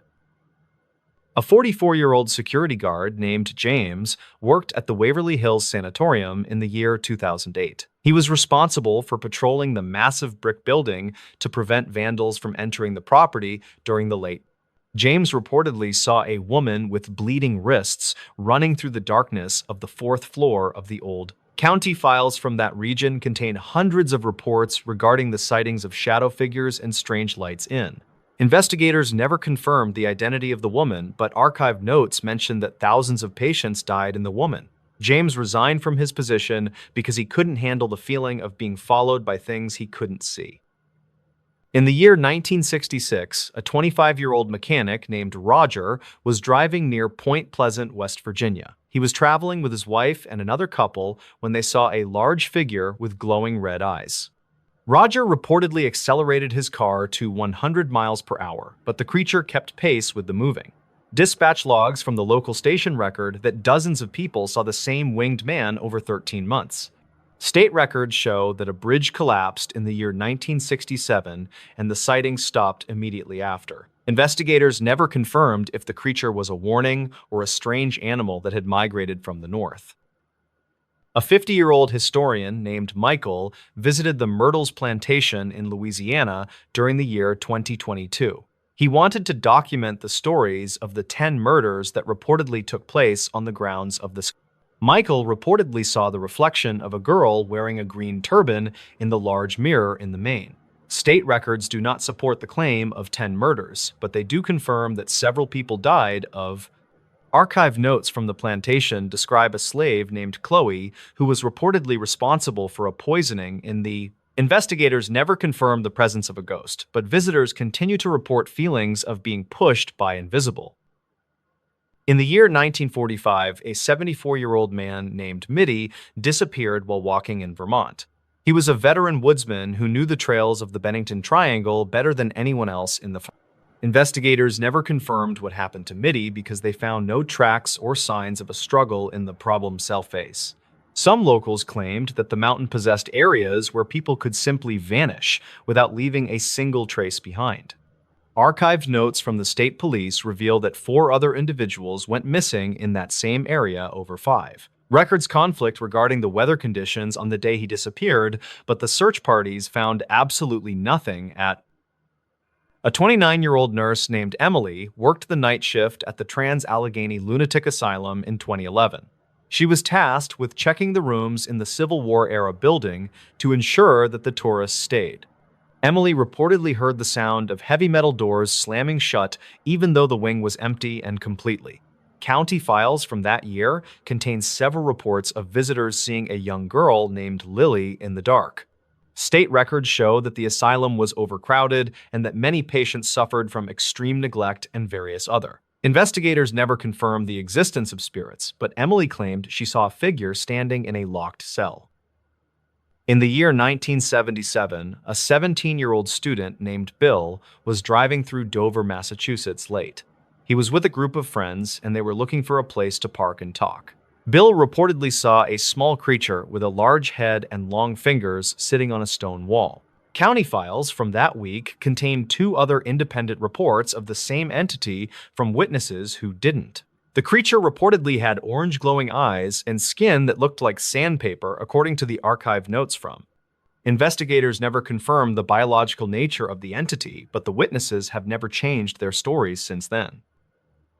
A 38-year-old park ranger named David was patrolling the Gettysburg battlefield in the year 2012. He was checking the area known as the Devil's Den to ensure that no one was camping after the David reportedly saw a group of men dressed in gray uniforms walking through the morning fog without making any. Dispatch logs show that many visitors have reported hearing the sounds of cannons and muskets firing in the empty. State records indicate that thousands of soldiers died on that specific patch of land in the year 1860. Investigators never confirmed the presence of residual energy, but David felt the temperature drop by 20 degrees in seconds. In the year 1982, a 35-year-old rancher named Samuel was checking his cattle in Texas. He was concerned about the health of his herd because several animals had been acting nervous during the late. Samuel reportedly saw a series of glowing spheres that danced across the desert floor without making a single sound. State records from the area show that these lights have been documented by travelers since the year 1880.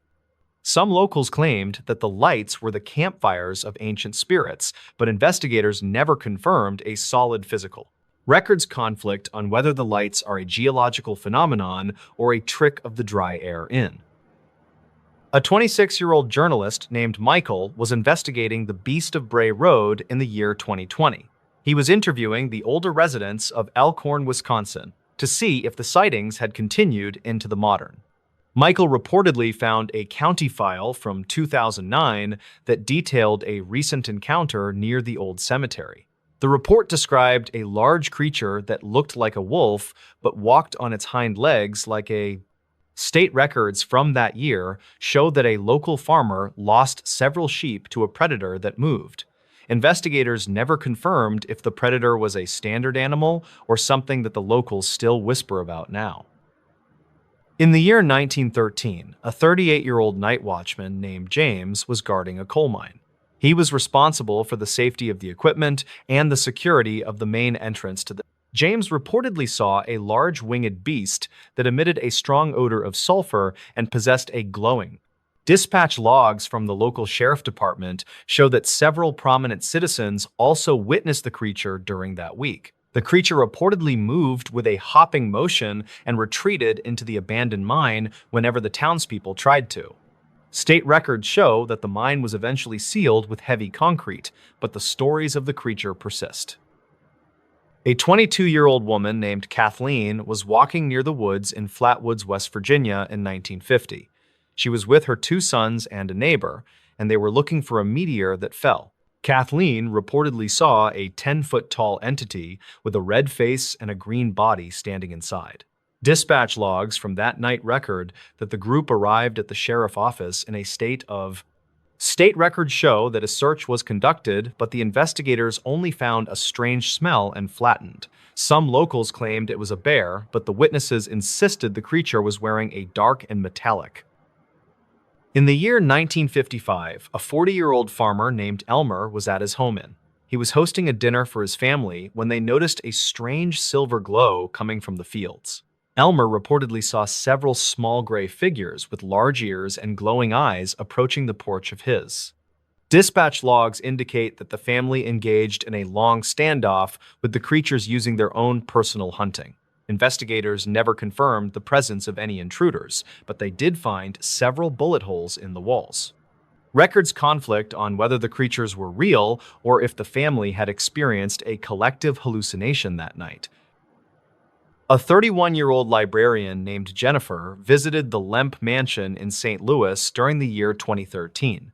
She was researching the history of the family and wanted to see the building where they lived, and Jennifer reportedly felt a hand touch her shoulder while she was standing in the empty dining room of the estate. Records confirm that 4 members of the Lemp family committed suicide within the walls of the large stone. Archived notes from the current staff mention that the attic is the site of most of the unusual. Investigators never confirmed the presence of spirits, but Jennifer saw a glass move across a table without being touched.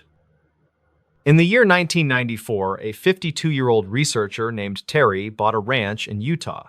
He wanted to raise high-quality cattle, but he soon discovered that the land was home to strange events.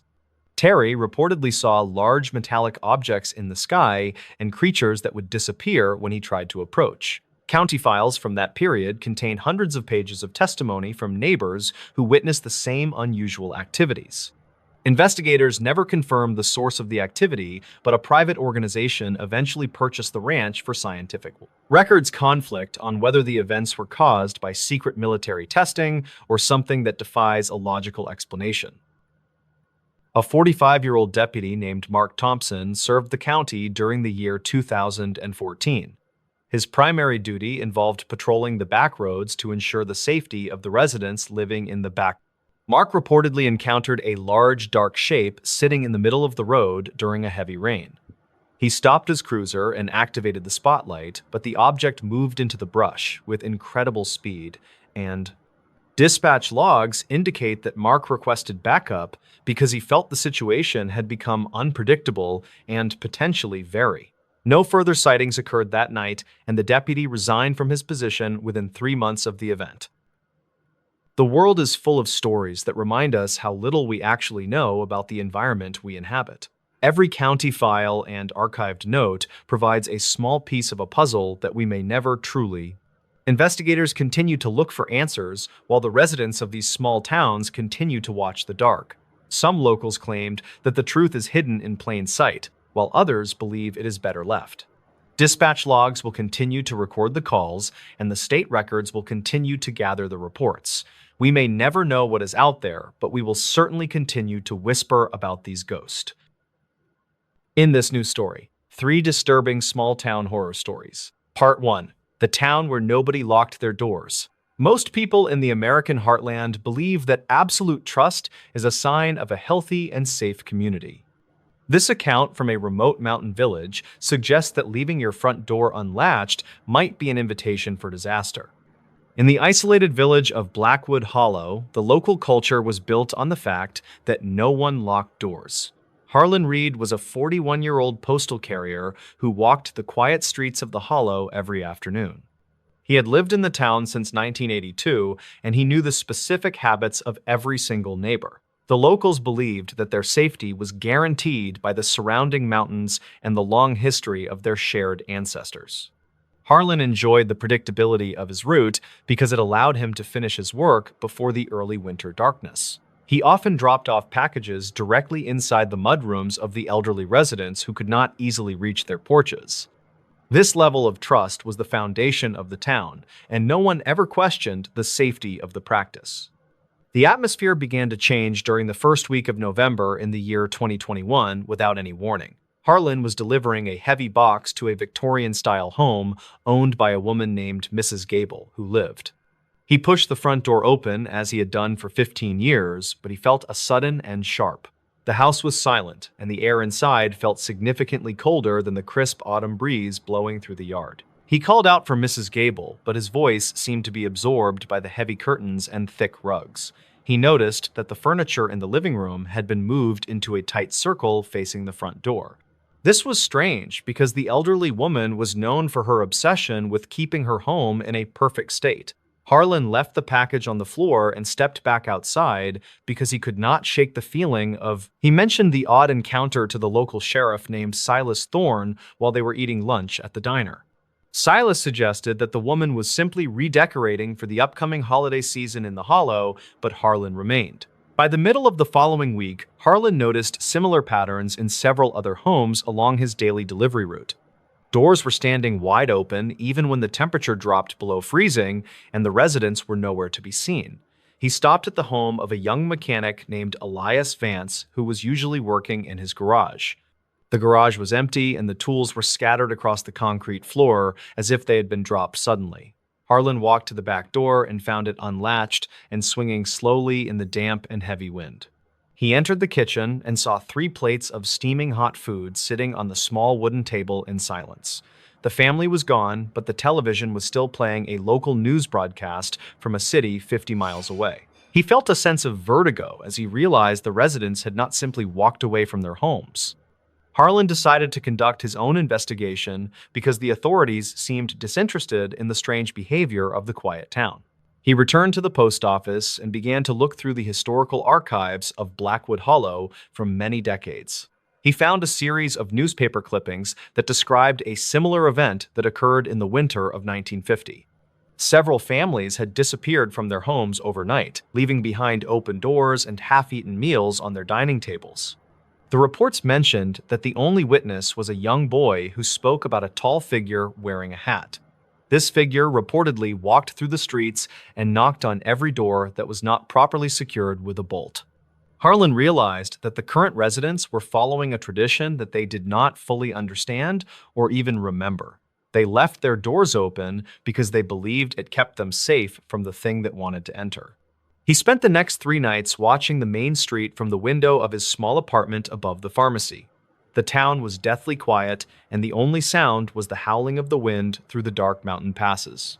On the 3rd night, he saw a dark shape moving slowly between the houses on the far side of town. The figure was remarkably tall and wore a tattered coat that seemed to blend into the shadows of the trees. Harlan watched in horror as the figure approached the front door of the local grocery store and pushed it open. The figure emerged a few minutes later and moved toward the next house with a purposeful and steady gait. The next morning, he went to the grocery store to see if the owner, named Arthur, was still there. Arthur was sitting in the middle of the aisle, staring at the ceiling with a look of pure and absolute. He did not respond when Harlan called his name or when he shook him gently by the heavy coat. Harlan realized that the town was being harvested by something that used the open doors as an invitation to enter. The residents were not being taken by force, but were surrendering to a force they could not possibly hope.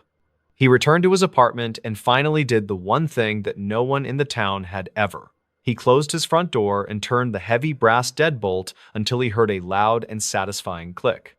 The scratching started at exactly midnight and continued for several hours as the entity circled the small and dark apartment. Harlan could hear the heavy breathing of the thing on the other side of the thin wooden door in silence. It whispered his name in a voice that sounded like the rustling of dry leaves in a very deep. The deadbolt held firm, and the scratching eventually stopped as the sun began to rise over the cold mountain. He finally gathered the courage to open the door and walk out into the streets of the hollow once more. The town was completely empty, and there was no sign of the residents or the tall figure in the. The open doors were still swinging in the wind, but the houses were now hollow shells of their former selves. The police files confirm that 100 people disappeared without a single trace of a struggle or a crime. Harlan Reed still lives in a city where every door is locked, and he never forgets the open doors. The mystery remains as deep as the woods and as old as the fear of the dark and the. This story serves as a reminder that some traditions are actually chains that bind us to a very dark. The silence of Blackwood Hollow is the only legacy left behind for those who chose to leave doors open. Part 2. Everyone heard screams. Nobody called the police. Most violent crimes happen in the shadows of the night when no one is around to witness the actual struggle. This story is different because it happened in the middle of a crowded neighborhood where every single person was listening. The bystander effect is a documented phenomenon where people fail to help when others are present in a large group. In the autumn of 2021, a small community in Ohio learned how dangerous this silence can truly be. Vance Whitaker was a 45-year-old retired machinery operator who lived in a brick apartment complex in Ohio. He liked the quiet nature of the suburbs because it allowed him to focus on his gardening and local woodcraft. On the night of October 12, 2021, he was sitting in his living room watching a classic film. The complex was designed with a central courtyard where residents often gathered to talk during the warm summer months now. At approximately 10 o'clock that night, a piercing scream echoed through the courtyard and vibrated against the thin glass windows. Vance paused his movie and looked toward the window, but he did not see any movement in the dark shadows. He noticed that the moonlight was casting long and jagged shapes across the brick walls of the apartment buildings tonight. He assumed it was just a group of teenagers playing a prank or perhaps a loud television in another unit. He waited for several minutes for a second sound, but the courtyard remained deathly silent under the dim yellow lights. The air was thick with the scent of damp leaves and the lingering smell of charcoal from a nearby grill. He decided to go back to his movie and ignored the nagging feeling that something was wrong in the complex. Another scream rang out 10 minutes later, followed by the sound of heavy footsteps running across the wet pavement below. Vance stood up and walked to his balcony, but he could only see the silhouettes of his neighbors looking out. No one was shouting for help, and no one was running outside to investigate the source of the terrifying noise. He saw the lights in the apartment across the way flicker on and then off as if someone was watching. Vance felt a sense of relief because he assumed his neighbors were already calling the police to report the disturbance. He sat back down on his worn leather sofa and tried to focus on the dialogue of the old film. The screaming stopped after 30 minutes and was replaced by the low hum of the wind through the courtyard trees. He went to bed shortly after midnight, convinced that the situation had been resolved by the local authorities already today. The next morning, he woke up to the sound of sirens and saw several police cruisers parked in the lot. Yellow crime scene tape was draped across the entrance to the courtyard where he had heard the screams last night. He walked outside and saw a group of his neighbors standing together with looks of deep confusion and mounting guilt. A detective named Silas Thorne began to knock on every door to ask if anyone had heard anything unusual recently. Vance told the detective about the screams and mentioned that he thought someone else had already called the emergency line. The detective looked at his notepad and informed Vance that not a single person in the complex had called them. There were 48 occupied units in the building, and every single resident admitted to hearing the screams that night. They all gave the same excuse that they assumed someone else would take the responsibility for calling the police now. The victim was a 30-year-old woman named Elena Vance, who worked as a night shift nurse nearby today. She had been attacked while walking from her car to the front door of her building in the open air. The investigation revealed that the attacker had stayed in the courtyard for over an hour because he knew no one. He had moved with a calculated slowness because he realized the neighbors were watching but doing nothing to stop him. The forensic team found several discarded cigarette butts near the bushes where the attacker had waited for his next move. The most disturbing part of the case was the realization that the screams were not actually coming from Elena Vance. The detective found a small digital recorder hidden in the bushes that was programmed to play a loop of screams. The attacker had used the recording to desensitize the neighbors and see if anyone would actually step outside to help. Elena had been taken in total silence while the neighbors were distracted by the loud and artificial noise in courtyard. The police found her car door wide open and her keys still hanging from the lock in the driver's side. The twist in the investigation came when they reviewed the security footage from a camera hidden in the lobby area. The man who planted the recorder was not a stranger, but a resident who lived on the third floor now. His name was Julian Reed, and he was a quiet 38-year-old accountant who never caused any trouble. He had spent weeks studying the habits of his neighbors to ensure that his psychological experiment would work perfectly today. Julian did not want to kill anyone, but he wanted to prove that the community was built on false trust. He had taken Elena to a nearby warehouse and left her there safely to show how easy it was. The police found Elena unharmed, but the psychological damage to the residents of the complex was permanent and very deep. Every person who lived in that building eventually moved away because they could no longer look at their neighbors' faces. Vance Whitaker left Ohio a month later and moved to a small cabin where he did not have any neighbors. He realized that the silence of the woods was much safer than the silence of a crowd of indifferent people. The case remains a chilling reminder that we cannot always rely on others to do the right thing in moments. If you hear a scream in the night, you should be the one who makes the call to the police. The ending of this story sounds fake, but the police records confirm the strange details of the social experiment today.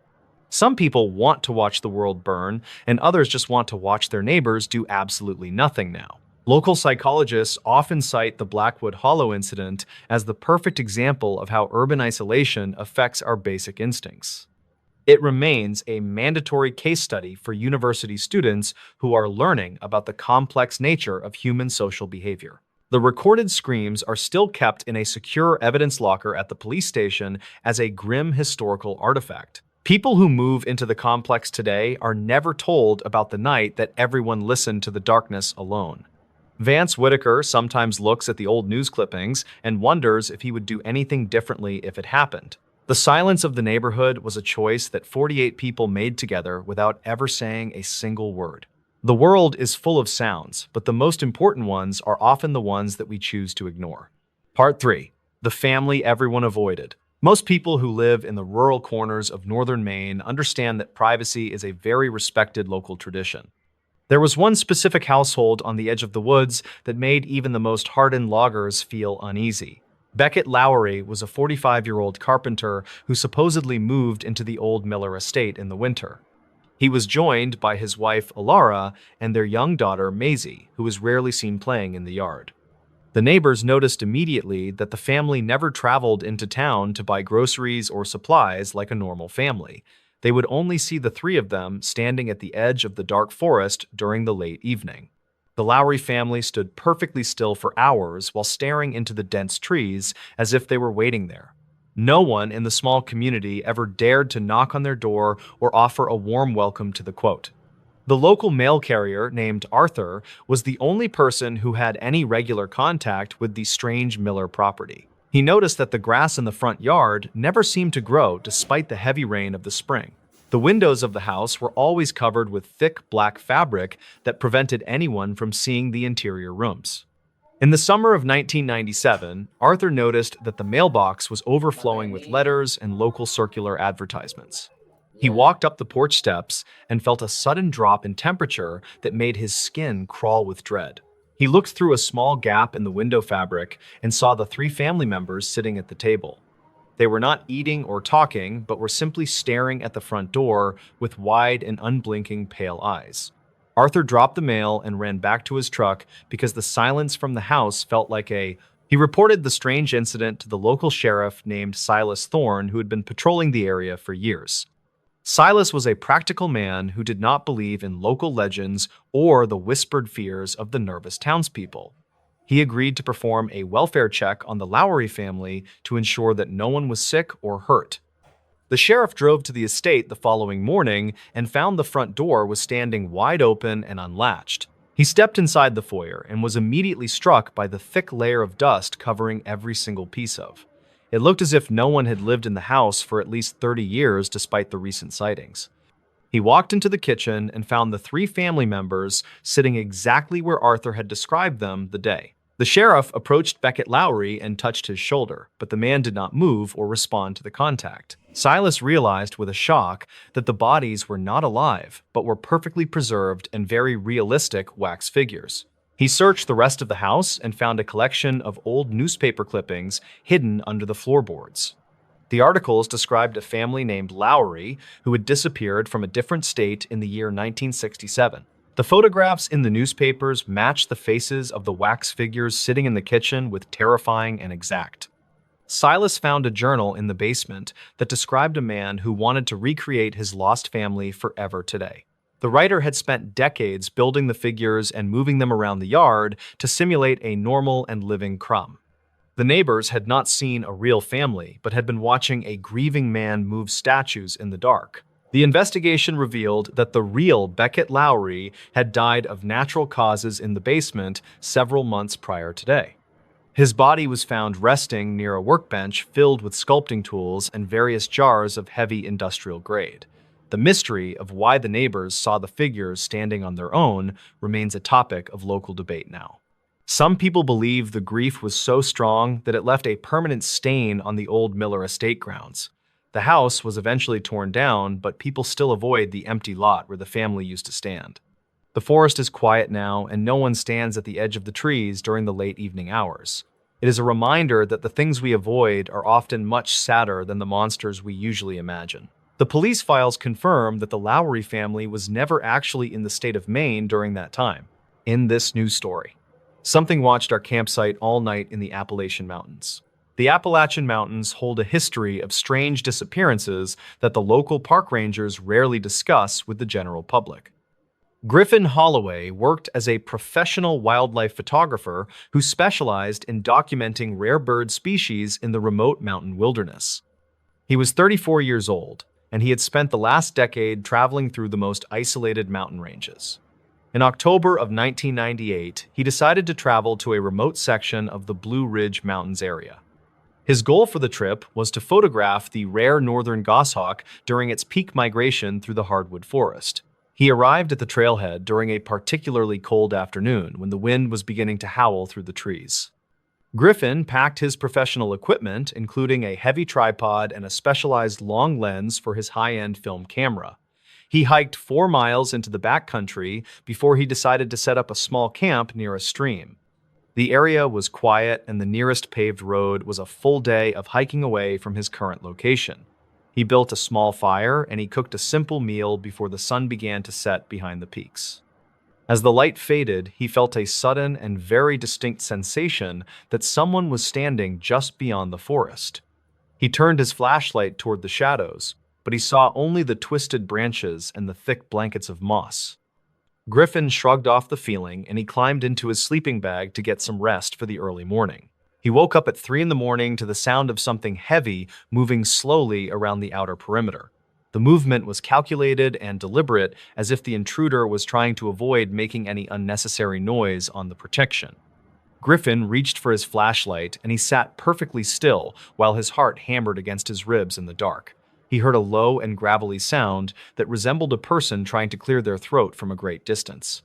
The photographer slowly unzipped the tent flap and he peered out into the misty clearing where the fire had died. He saw a pair of pale eyes reflecting the moonlight from behind a large oak tree about 20 feet away. The eyes remained perfectly stationary, and they did not blink even when he shone his bright flashlight directly at them. Griffin felt a surge of adrenaline, and he shouted a warning into the darkness to see if anyone would respond. There was no reply from the woods, and the eyes eventually vanished into the thick undergrowth without making a sound.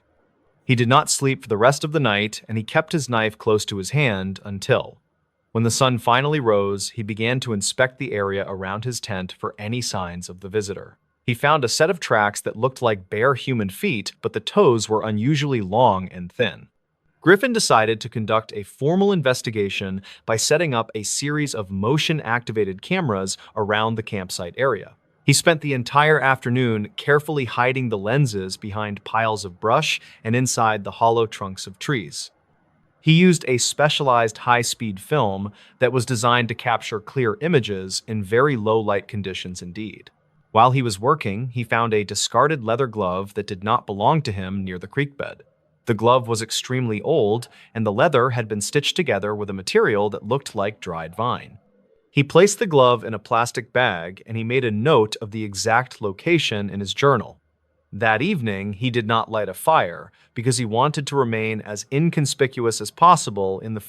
He sat in his tent with a pair of night vision goggles, and he watched the tree line for movement. At midnight, he saw a group of 3 tall figures emerge from the shadows near the edge of the. They did not move like humans, but they walked with a rhythmic and swaying motion that was very unsettling to. One of the figures approached the spot where he had placed the motion-activated camera, and it stood perfectly still. It reached out a hand that had unusually long fingers, and it gently touched the lens of the expensive camera. The figure was at least 7 feet tall, and it was covered in a layer of matted and gray hair. Griffin realized that these beings were not interested in his food or his supplies, but were curious about his tools. They began to mimic the way he had moved earlier in the day by walking in a slow and deliberate. One of the figures picked up a small rock, and it held the stone to its eye like a camera. Griffin felt a deep sense of dread as he watched the creatures study his behavior with a high level. He realized that they had been watching him since he first entered the woods 3 days ago on the trail. The photographer remained in his tent, and he prayed that the creatures would not decide to enter his small shelter. After an hour of observation, the figures retreated back into the woods, and the forest became eerily silent once again. Griffin waited until the first light of dawn before he gathered his gear and began the long hike back. He moved as quickly as he could, but he constantly looked over his shoulder to see if he was followed. He reached the ranger station in the late afternoon, and he asked to speak with the senior officer on duty. The ranger was a man named Silas Thorne, who had worked in the Appalachian Mountains for over 30 years total. Griffin described the figures and the way they had mimicked his movements during the long night at the remote camp. Silas listened to the story with a grim expression, and he did not seem surprised by the details of the ranger explained that there were several reports of these beings dating back to the late 1800s on Rosette. He referred to them as the observers, and he said they were a group of feral people who lived. According to the archives, the observers did not attack hikers, but they were known for stealing items to use for. Silas showed Griffin a collection of items that had been recovered from abandoned camps over the last few decades of. The collection included rusted cameras and broken binoculars that had been carefully wrapped in animal skins and tied with vines. The ranger warned Griffin that the observers were becoming more bold and were starting to follow people closer to town. Griffin realized that the glove he found was likely a piece of clothing that the beings had tried to. The photographer returned to his home, but he could not stop thinking about the pale eyes in the dark forest. He processed the film from his motion-activated cameras, and he found several clear shots of the tall gray figures. The images showed the beings standing in a circle and looking directly into the camera lens with a curious expression. One of the figures was wearing the leather glove he had found near the creek bed earlier in the day. Griffin decided to share his findings with a local university professor who specialized in Appalachian history and human behavior. The professor examined the photos, and he suggested that the observers were a remnant of an ancient and isolated community.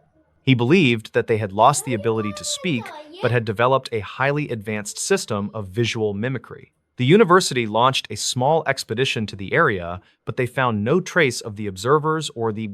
It seemed as though the beings knew they were being hunted, and they had moved deeper into the mountain range. Griffin never returned to that section of the woods, but he still keeps the photos in a locked desk. He sometimes hears a rhythmic tapping on his window at night, and he wonders if they have finally found.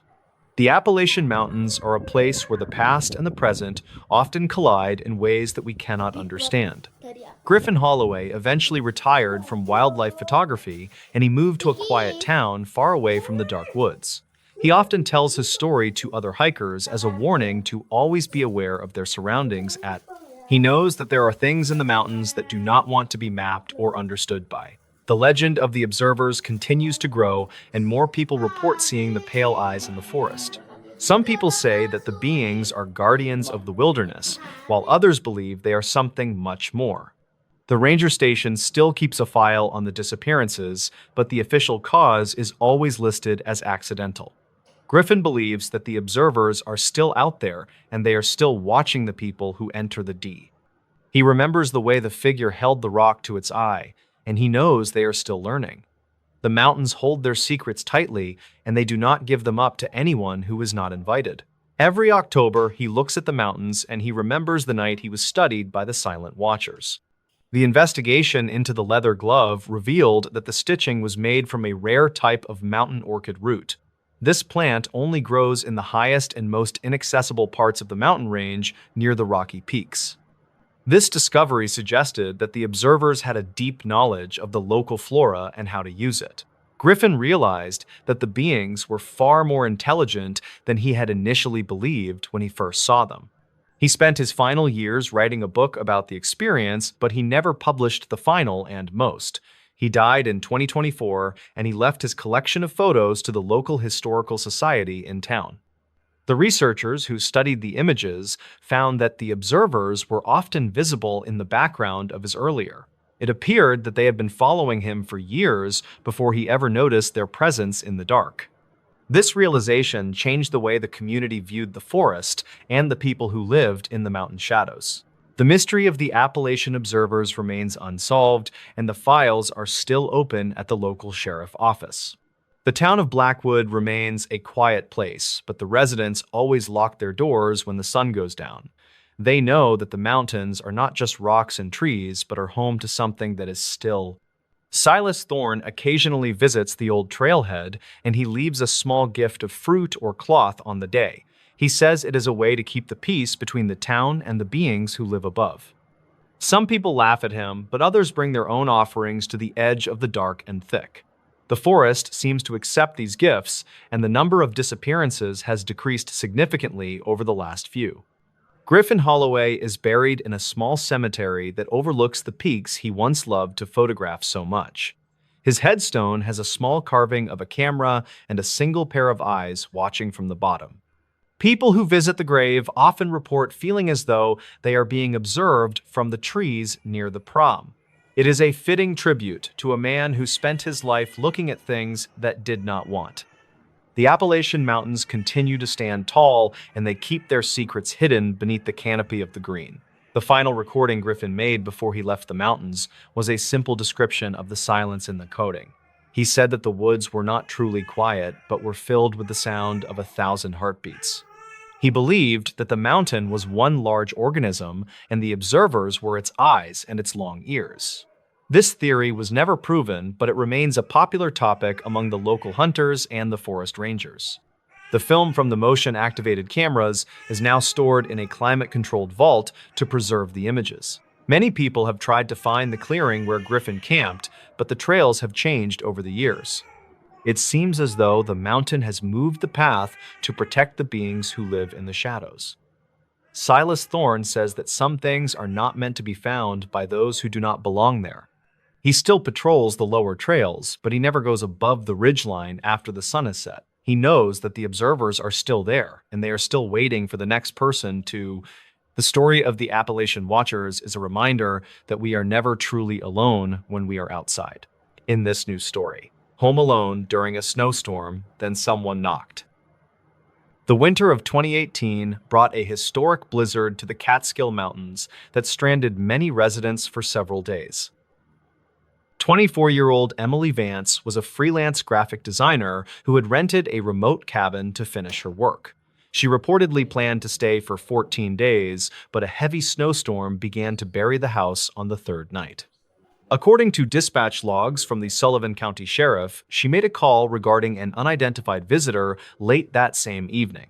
County files from 2018 indicate that the cabin was located miles away from the nearest neighbor in a dense forest.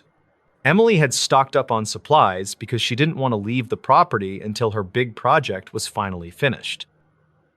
The electricity reportedly failed around 10 o'clock at night as the wind speeds reached 50 miles per hour outside the cabin. She used a small kerosene lamp to light the living room while she listened to the sounds of the heavy wooden structure.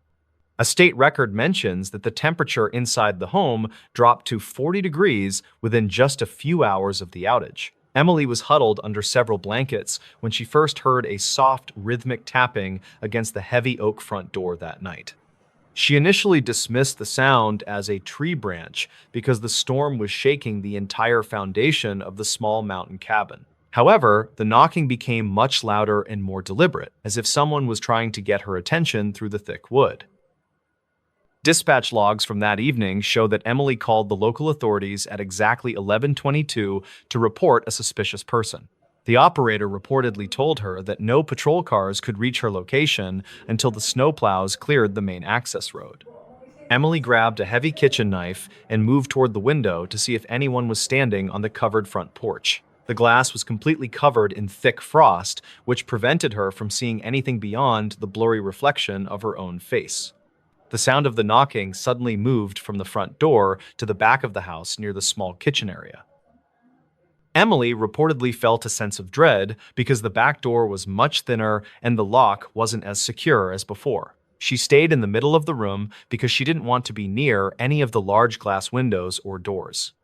The operator could hear the sound of something heavy hitting the side of the house while Emily was still on the phone. State records describe this sound as a blunt impact that was strong enough to shake the kitchen cabinets and rattle the plates. Archived notes from the following investigation state that the knocking continued for nearly 20 minutes without any verbal response from outside. Emily shouted through the door, but she didn't hear any voice over the sound of the wind screaming through the frozen trees. Some locals claimed that a drifter had been seen walking along the highway several miles south of the cabin earlier that day. Investigators never confirmed the identity of this individual or if they had the equipment to survive in such a brutal winter storm. The state records indicate that the footprints found later were far too large to belong to any of the local forest residents. Records conflict regarding whether the front door had been tampered with or if the locks were simply frozen shut from the ice. Morning light revealed a strange scene that the investigators would later document in a detailed county file from 2019 for court. There were no human footprints in the deep snow surrounding the cabin, despite the clear reports of someone circling the entire perimeter. Instead, the search team found deep, circular indentations in the ice that didn't match any known footwear or local wildlife in New York. Some locals claimed that the pressure of the frozen ground can sometimes create unusual patterns during a very rapid change in temperature. Investigators never confirmed this theory because the marks were concentrated specifically around the entry points of the remote mountain home during the storm. Archived notes from the lead detective suggest that someone might have used stilts or another device to avoid leaving recognizable human tracks. The investigation turned to the history of the property, which had been built on an old logging site from the 1950s. County files indicate that the land had been the subject of many legal disputes regarding the boundaries of the neighboring state park. A state record from 2012 mentions a similar incident where a previous tenant reported hearing rhythmic knocking during a heavy rainstorm. Some locals claimed that the cabin was built over a natural vent that produced strange acoustic effects when the wind was strong. Investigators never confirmed if the sound of the knocking was a physical person or just a very rare environmental phenomenon of nature. Records conflict about whether the previous tenant had actually seen a figure standing in the woods before they decided to move out. Emily decided to leave the cabin immediately after the roads were cleared because she didn't feel safe staying there any longer alone. She reportedly told the investigators that she felt like someone was watching her from the tree line as she packed her car. Dispatch logs from the following week show that she called once more to report a strange vehicle parked at the gate entrance. When the deputies arrived, they found a set of archived notes sitting on the passenger seat of an abandoned and rusted truck. These notes belonged to a former surveyor who had disappeared in the same region during a similar winter storm in 2011. State records describe the surveyor as a very experienced man who knew the mountain trails better than almost anyone else in the county. The discovery of the abandoned truck led the investigators to believe that the two cases might be connected by a single individual. However, there were no signs of life inside the vehicle, and the engine had been cold for at least several months already. Some locals claimed that they had seen the old truck moving through the woods at night without any of its headlights turned on. Investigators never confirmed these sightings because the mechanical condition of the vehicle made it impossible for it to be driven by anyone. County files from 2019 show that the truck was registered to a man who had passed away over 10 years earlier. This data conflict caused a lot of confusion for the detectives who were trying to find a logical explanation for recent events. Emily moved back to the city, but she reportedly continued to have nightmares about the rhythmic knocking on the heavy oak door. She couldn't forget the way the house shook or the feeling that something was trying to find a way inside the warm cabin. Dispatch logs reveal that several other residents in the Catskill Mountains reported similar sounds during the remainder of the winter of 2018.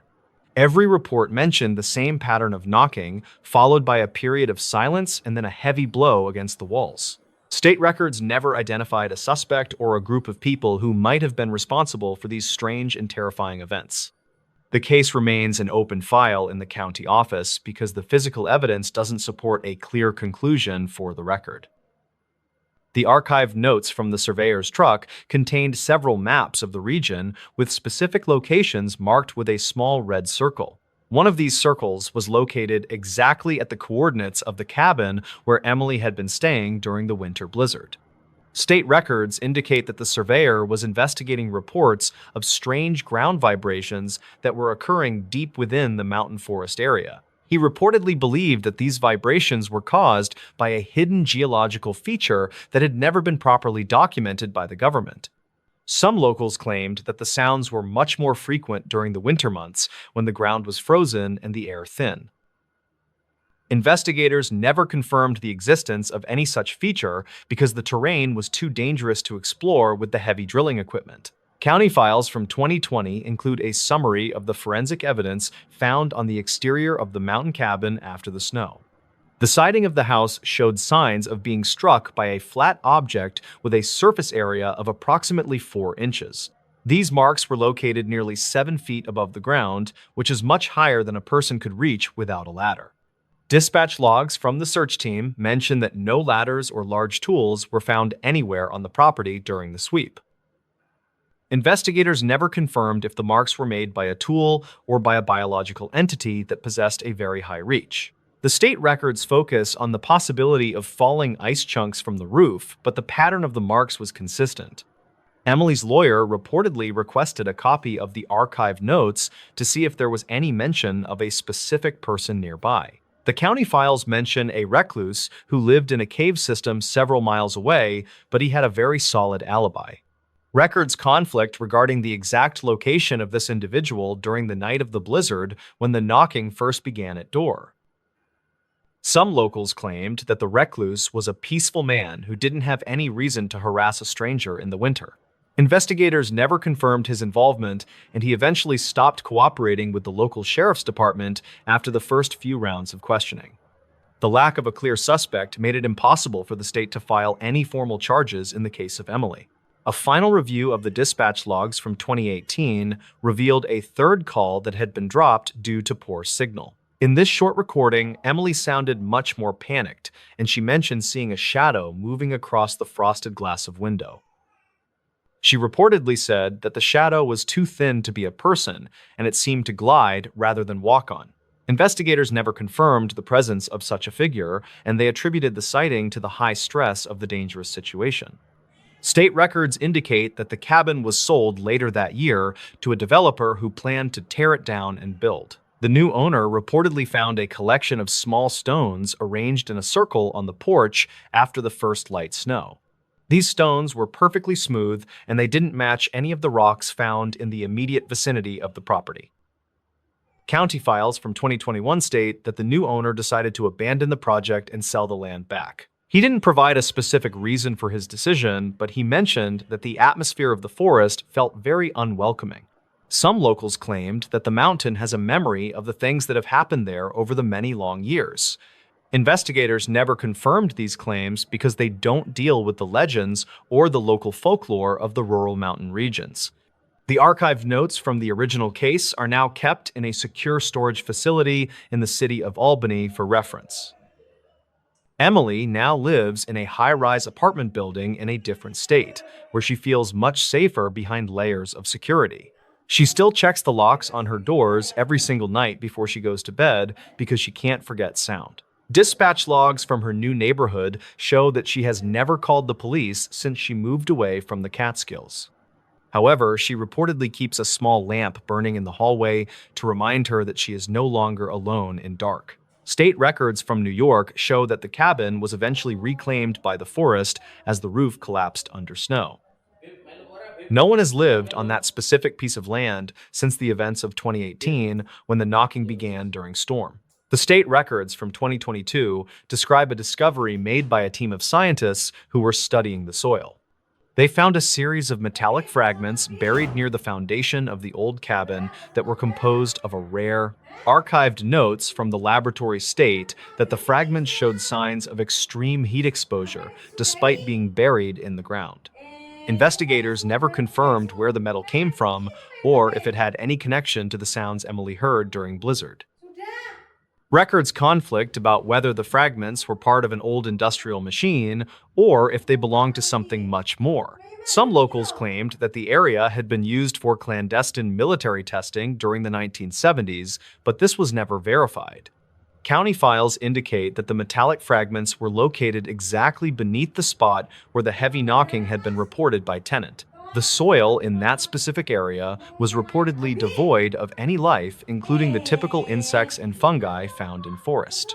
Dispatch logs from the environmental team record a sense of unease as they worked near the ruins of the collapsed cabin.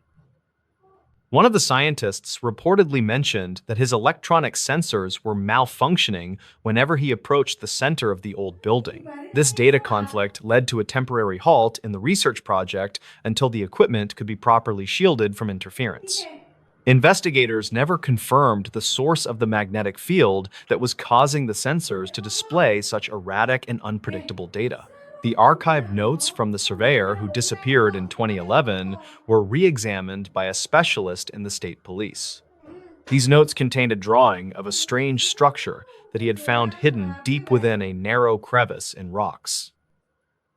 The drawing depicted a series of metallic poles that were arranged in a pattern that looked remarkably similar to the indentations. Some locals claimed that they had seen similar poles while hiking in the more remote sections of the mountain forest years. Investigators never confirmed the existence of this structure because the surveyor had not provided the exact coordinates in his personal. State records from 2023 show that the case remains officially unsolved despite the new evidence found by research team. The mystery of the knocking during the snowstorm of 2018 continues to haunt the people who live in Catskills. Dispatch logs are still analyzed by amateur investigators who believe they can find the one detail that the police managed to overlook. Every winter, when the snow begins to fall and the wind starts to howl, residents are reminded of the story. They reportedly make sure to check their locks and stay away from the windows when they hear a tapping sound. County files from 2024 list the area as a restricted zone due to the potential dangers of terrain. Investigators never confirmed if the danger was purely physical or if there was something else that the state wanted hidden. In this news story, true scary stories from quiet February nights.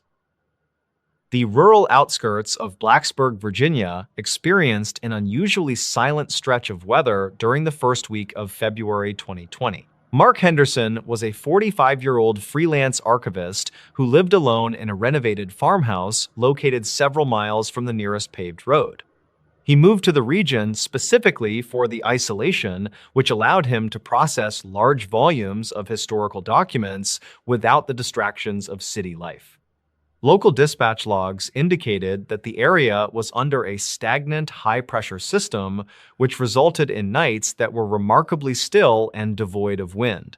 Mark spent his evenings working in a second-floor office that offered a panoramic view of the dormant fields and the dense tree line beyond the property fence.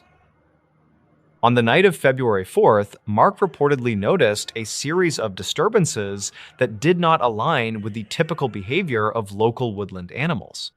He was reviewing a county file from 1984 when he heard a sharp metallic tapping sound originating from the exterior of the ground floor windows.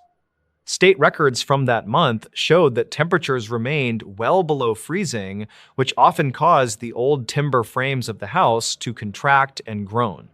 However, the tapping followed a deliberate and repeating sequence that suggested a source with intent rather than a natural environmental shift. Mark remained in his office while the sound moved slowly from the kitchen windows toward the heavy oak door of the main entrance, is less than has-hone. 0 hash is greater than. Investigators later reviewed archive notes from a similar incident that occurred in a neighboring township during the winter of 2012. In that case, a resident claimed that an unidentified individual would stand in the shadows of the porch and tap on the glass with a small stone. County files from 2020 confirm that Mark contacted the local authorities at approximately 11 in the evening to report a potential trespasser on his land. The dispatch logs recorded that he was advised to stay inside and lock all access points until a patrol car could reach his remote location. Mark watched the security monitor in his office, but the infrared cameras showed no heat signatures or movement in the immediate vicinity of the porch. The patrol arrived 30 minutes later and conducted a thorough sweep of the perimeter using high-intensity spotlights to pierce the winter fog. State records indicate that the officers found a series of depressions in the frost that resembled human footprints, but they lacked any discernible tread pattern. Some locals claimed that certain individuals in the region practiced a form of stealth hunting where they wore heavy wool wrappings over their boots to muffle their movement. Investigators never confirmed this theory because the tracks abruptly ended at the edge of the gravel driveway without leading toward the road or the woods. The officers eventually cleared the scene after finding no signs of forced entry or physical damage to the property structure. By the following evening, the silence of the February night returned with an intensity that Mark described as being physically oppressive in his personal journals. He decided to install additional motion-activated lighting around the barn and the rear garden to deter any further unwanted visitors. Reported sightings of a pale figure standing near the tree line had been documented in archived notes from the previous decade, but were never substantiated with photographic evidence. As Mark was adjusting the settings on his laptop, he heard a faint vocalization that sounded like a person whispering his name from the hallway. He checked every room in the farmhouse, but found that he was entirely alone and all the windows remained securely latched from the inside. Records conflict regarding the frequency of these auditory anomalies, as some experts believe the layout of the valley can carry voices over several miles under specific atmospheric conditions. County file from 2009 mentioned that the mineral composition of the local bedrock could cause strange acoustic reflections during periods of extreme cold. Mark reportedly experienced a second night of tapping on the glass, but this time, the sounds originated from the second-floor windows, which were 20 feet above the ground. He retreated to the basement, where he spent the remainder of the night while monitoring the house through his internal security network. Dispatch logs from February 6th show that no further calls were placed by the resident, despite his documented history of reporting disturbances.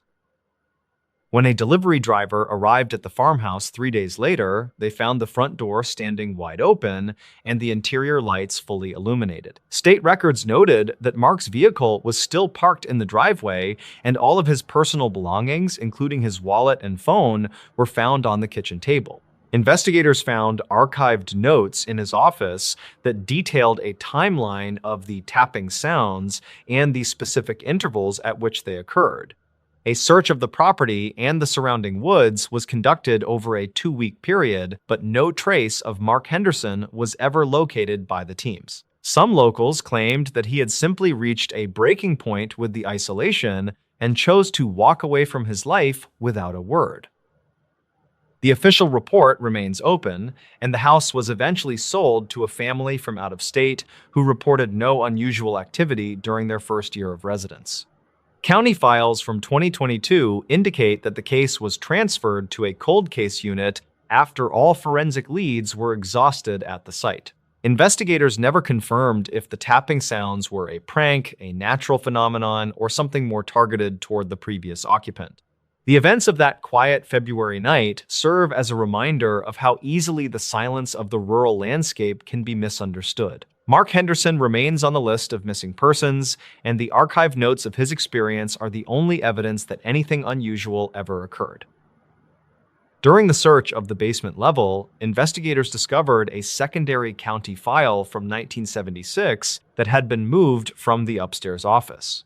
This document described a series of disappearances in the Blacksburg area that occurred during the coldest weeks of February over several decades. State records indicated that none of these individuals were ever recovered, and their properties were often found with the doors left unlocked. The archive notes suggested that the incidents were linked by the presence of rhythmic tapping sounds reported by neighbors prior to the disappearances. Forensic teams examined the basement floor and found that the dust layers had been disturbed in a pattern that matched the movement of heavy furniture. No fingerprints other than those belonging to Mark were recovered from the metal filing cabinets or the basement windows. A local historian later provided dispatch logs from 1991 that detailed a similar event involving a retired teacher living in a nearby cabin. This individual had reportedly contacted the authorities to complain about a tall figure that appeared to be mimicking his daily routines from the tree line. Archive notes from the police department showed that the investigation was closed when the teacher moved to a different state without providing a forwarding address. Some locals claimed that the figure was a remnant of a settlement that had been abandoned during the 19th century due to a severe winter. Investigators never confirmed the existence of such a settlement, and the land records from that era remain largely incomplete. The connection between these historical events and the disappearance of Mark Henderson remains purely circumstantial according to state records. The forensic examination of the farmhouse windows revealed that the tapping had left microscopic fractures in the glass that were only visible under specialized lighting. The county file from 2021 noted that these fractures were consistent with a high-frequency vibration rather than a physical strike from a solid object.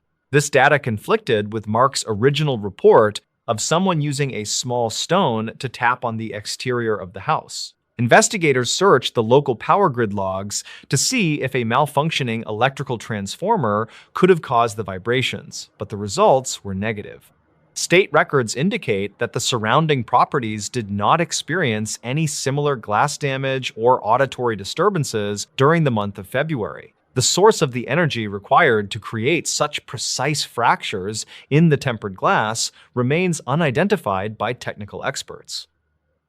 The search for Mark Henderson was officially suspended in late March when the spring thaw began to saturate the low-lying areas of the property. Dispatch logs from the final day of the operation noted that the canine units were consistently drawn to a specific section of the limestone cliffs. Archived notes from the Geological Survey team mentioned that these cliffs contained several deep fissures that were not large enough for a person to enter. However, the dogs continued to alert on the openings until the handlers were forced to move them away due to the hazardous terrain. State records from that period show no evidence of human remains or clothing being found near the rock formations. The mystery of the quiet February nights in Blacksburg continues to be a subject of local speculation among those who remember the archivist. In the years following the disappearance, several hikers reported hearing rhythmic tapping while camping in the woods near the old Henderson farmhouse. The county file from 2024 recorded a statement from a group of students who claimed the sound followed them for several miles. Investigators never confirmed these reports, as the students were unable to provide a recording of the sounds or a specific location for the source. State records show that the forest in that region is now designated as a protected zone with limited access during the winter months. The archive notes from the Henderson case are still referenced by researchers interested in the acoustic anomalies of the Appalachian foothills. No further evidence has emerged to explain the events of February 2020, and the file remains in the state archives. The final entry in Mark's personal journal mentioned a feeling of intense cold that seemed to permeate the house despite the functioning heating system. He wrote that the silence outside was so absolute that he could hear the sound of his own heartbeat echoing through the walls. County files suggest that this psychological state is common among individuals experiencing long periods of extreme isolation in remote environments. However, the physical evidence of the footprints and the glass fractures continues to challenge the theory of a purely psychological event. Investigators never confirmed if Mark was aware of the 1976 file before he began experiencing the disturbances at the farmhouse. The story of the quiet February nights remains a cold case in the records of the Virginia State Police. In this new story, the Cumberland wilderness went silent, then we heard it. The dense forests of the Cumberland Gap hold a history of strange occurrences that the local authorities rarely discuss. Gideon Thorne had spent nearly 30 years patrolling the deep woods of the Cumberland wilderness near the quiet Kentucky border. The summer of 1997 was the hottest season on record, and the local wildlife had grown very restless. Gideon was 48 years old, and he oversaw a small team of rangers who focused on the southern ridges.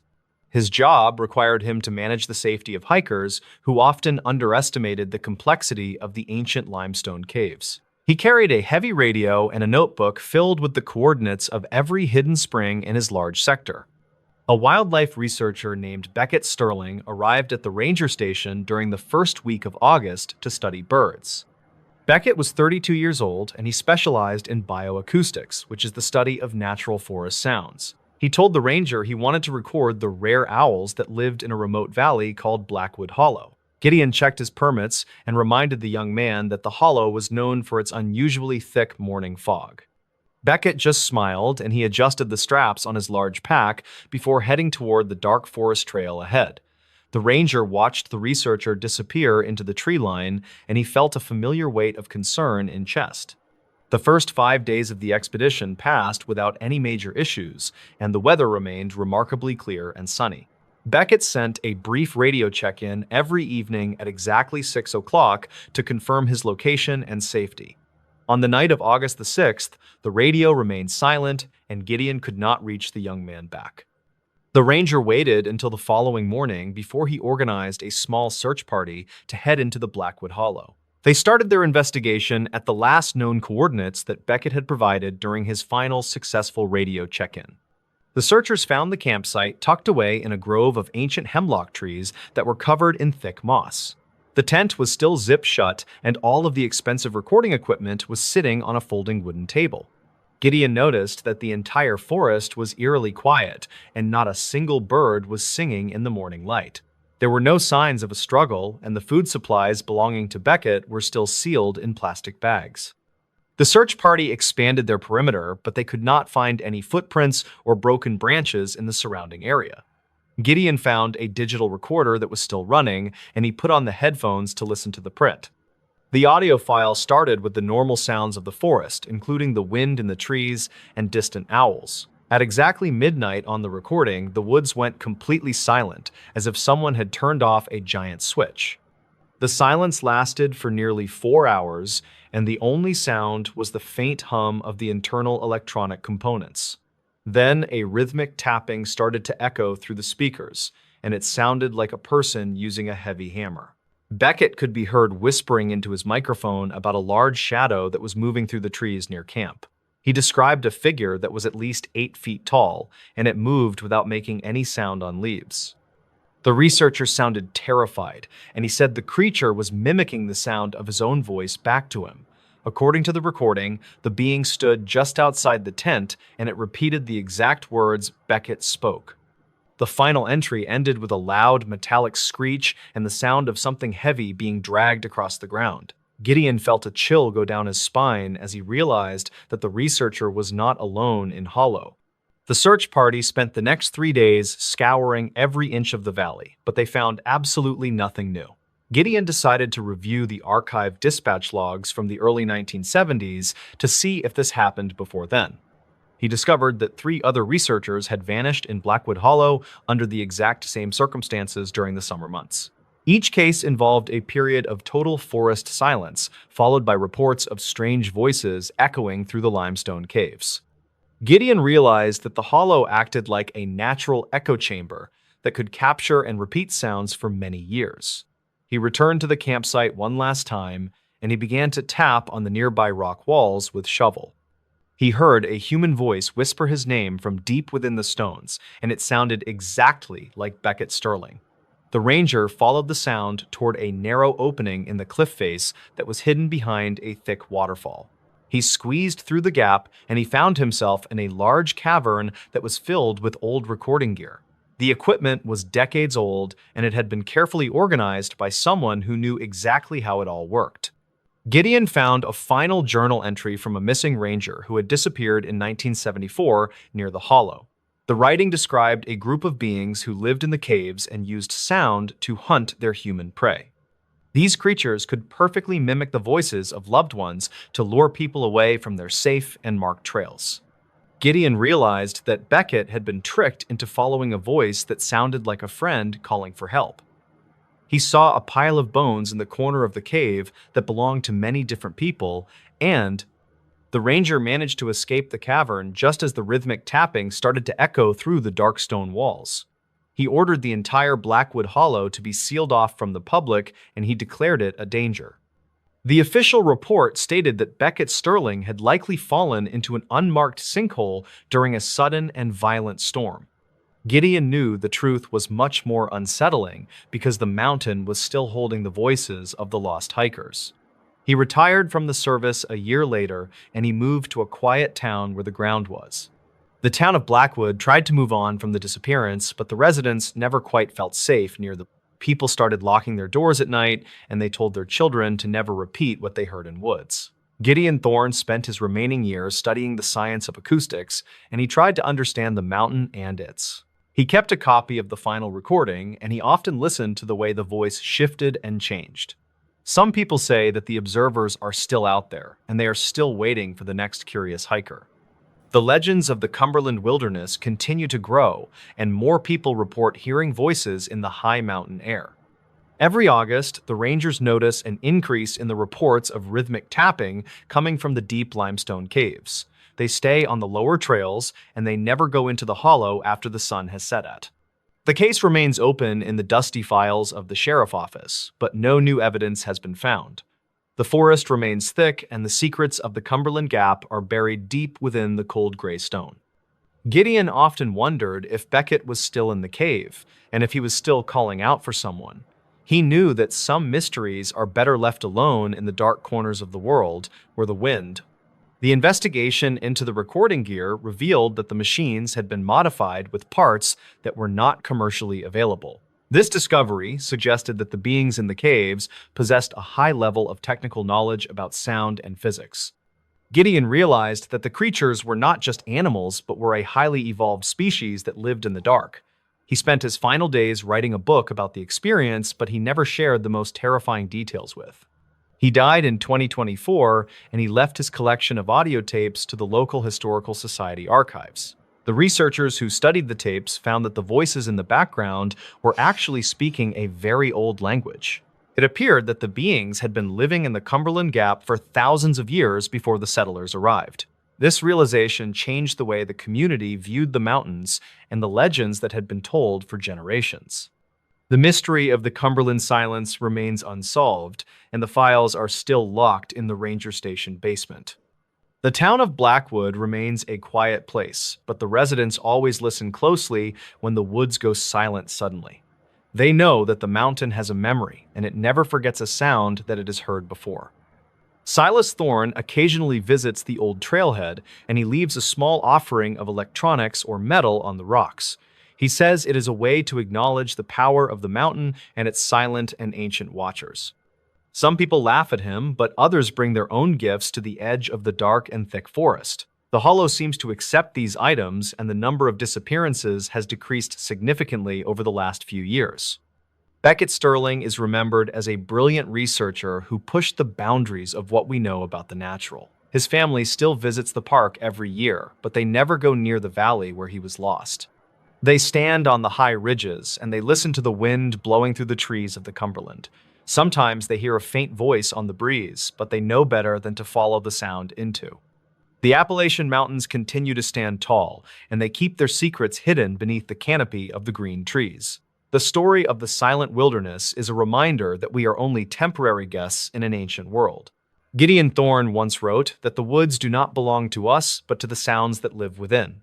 Every October, the people look at the mountains and they remember the night the Cumberland wilderness went completely and eerily. The final recording Gideon made before he left the service was a simple description of the silence in the forest. He said that the silence was not an absence of sound, but a presence that felt very heavy and dark. He believed that the mountain was a living record of every scream and every laugh that had ever happened. This theory was never proven, but it remains a popular topic among the local hunters and the forest rangers. The tapes from the hollow are now stored in a specialized vault to prevent any unauthorized people from listening. Many people have tried to find the entrance to the hidden cavern, but the cliffs have shifted over the years. It seems as though the mountain has moved the path to protect its secret from the people who live. Silas Thorne says that some things are not meant to be mapped or understood by those who do not belong. He still patrols the lower trails, but he never goes above the ridgeline after the sun has set. He knows that the observers are still there, and they are still waiting for the next voice too. The legend of the Cumberland Silence is a chilling reminder of the power of the strange and the dark. The mountain remains a silent witness to the history of the land and the people who have passed through. Every year, the fog rolls into the hollow, and the woods go quiet once again for a long time. In this new story, true creepy road trip horror stories that happened on cold February nights.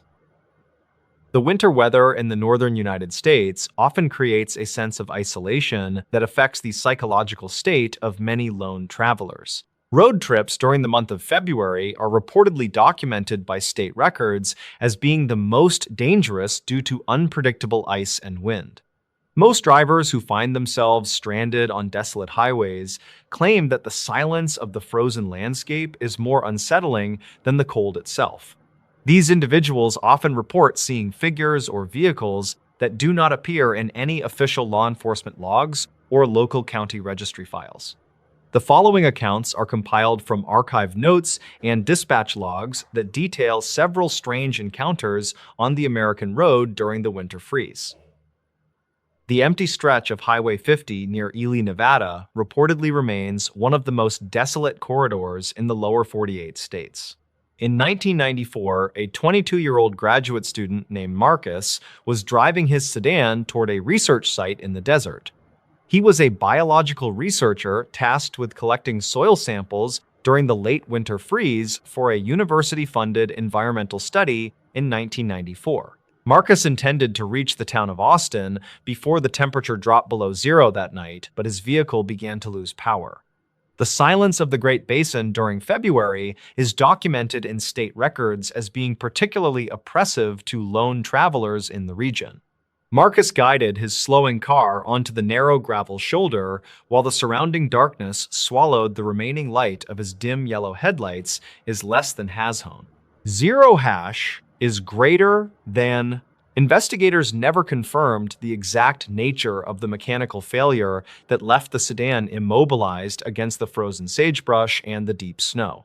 Marcus checked his dispatch logs and realized he was outside the range of the nearest transmission tower, which was located several miles away. Some locals claimed that the wind in that region creates auditory illusions that sound like human voices calling from the darkness of the trees. He reportedly sat in the driver's seat for 20 minutes while the interior heat of the car escaped through the thin glass windows. The archived notes from the county sheriff department mention a single set of footprints that appeared to circle the vehicle several times.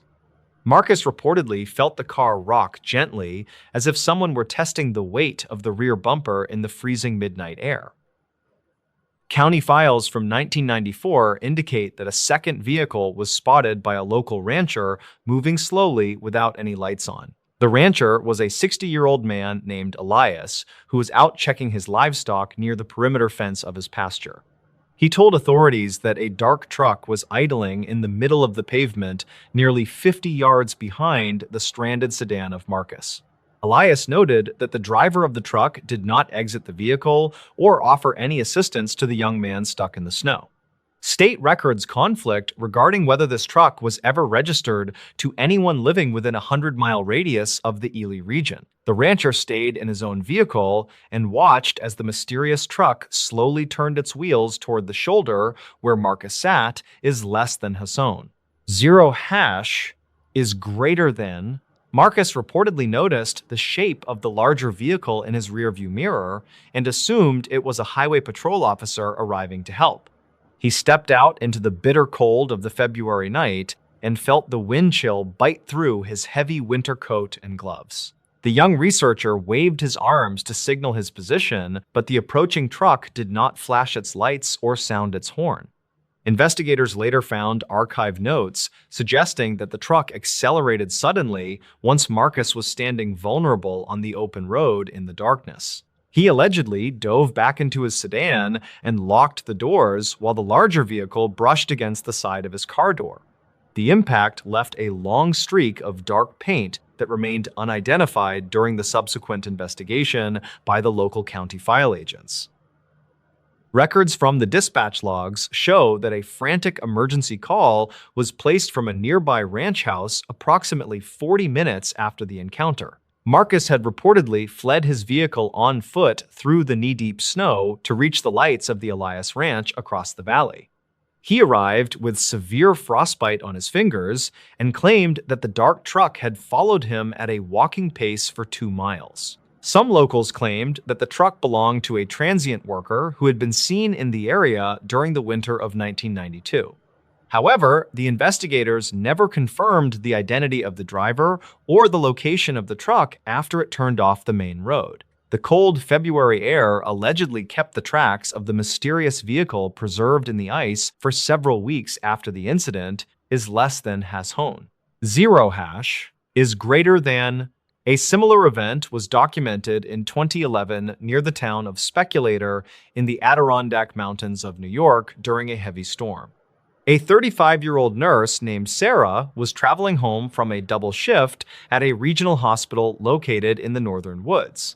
Her goal was to reach her cabin before the freezing rain turned the winding mountain passes into sheets of black ice and stone. Sarah reportedly saw a figure standing in the center of the road wearing a bright yellow raincoat that seemed out of place. State records from 2011 describe multiple reports of a hitchhiker matching this description appearing on various nights throughout that specific February. She slowed her vehicle to avoid a collision, but the figure did not move or acknowledge the presence of her heavy SUV.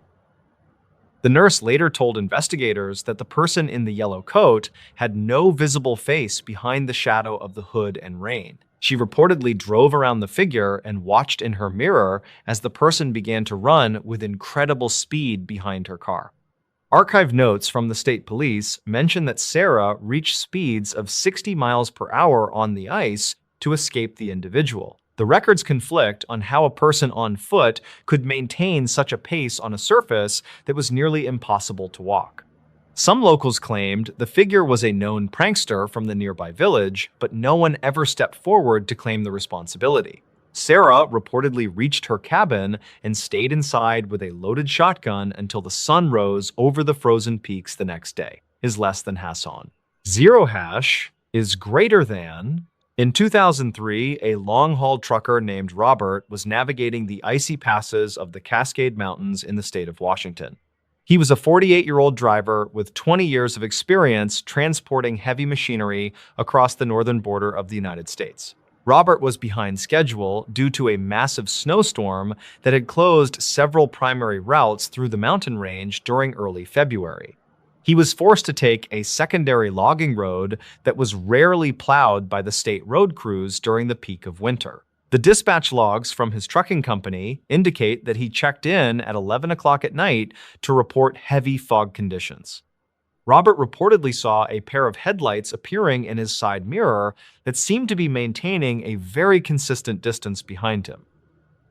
The truck driver noticed that the following vehicle was not using its high beams despite the total lack of visibility on the narrow road. He slowed down to let the other driver pass, but the vehicle behind him also decreased its speed to match his own pace. Robert reportedly used his radio to contact any other drivers in the area, but he received only static and distant white noise. Archived notes from the State Patrol show that no other commercial vehicles were authorized to be on that specific road that evening. He grew concerned when the following vehicle began to weave back and forth across the center line of the snowy logging path.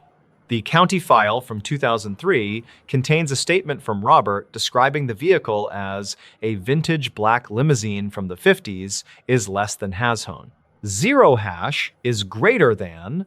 Investigators never confirmed the presence of a vintage limousine in the region because there were no registration records for such a car in Washington.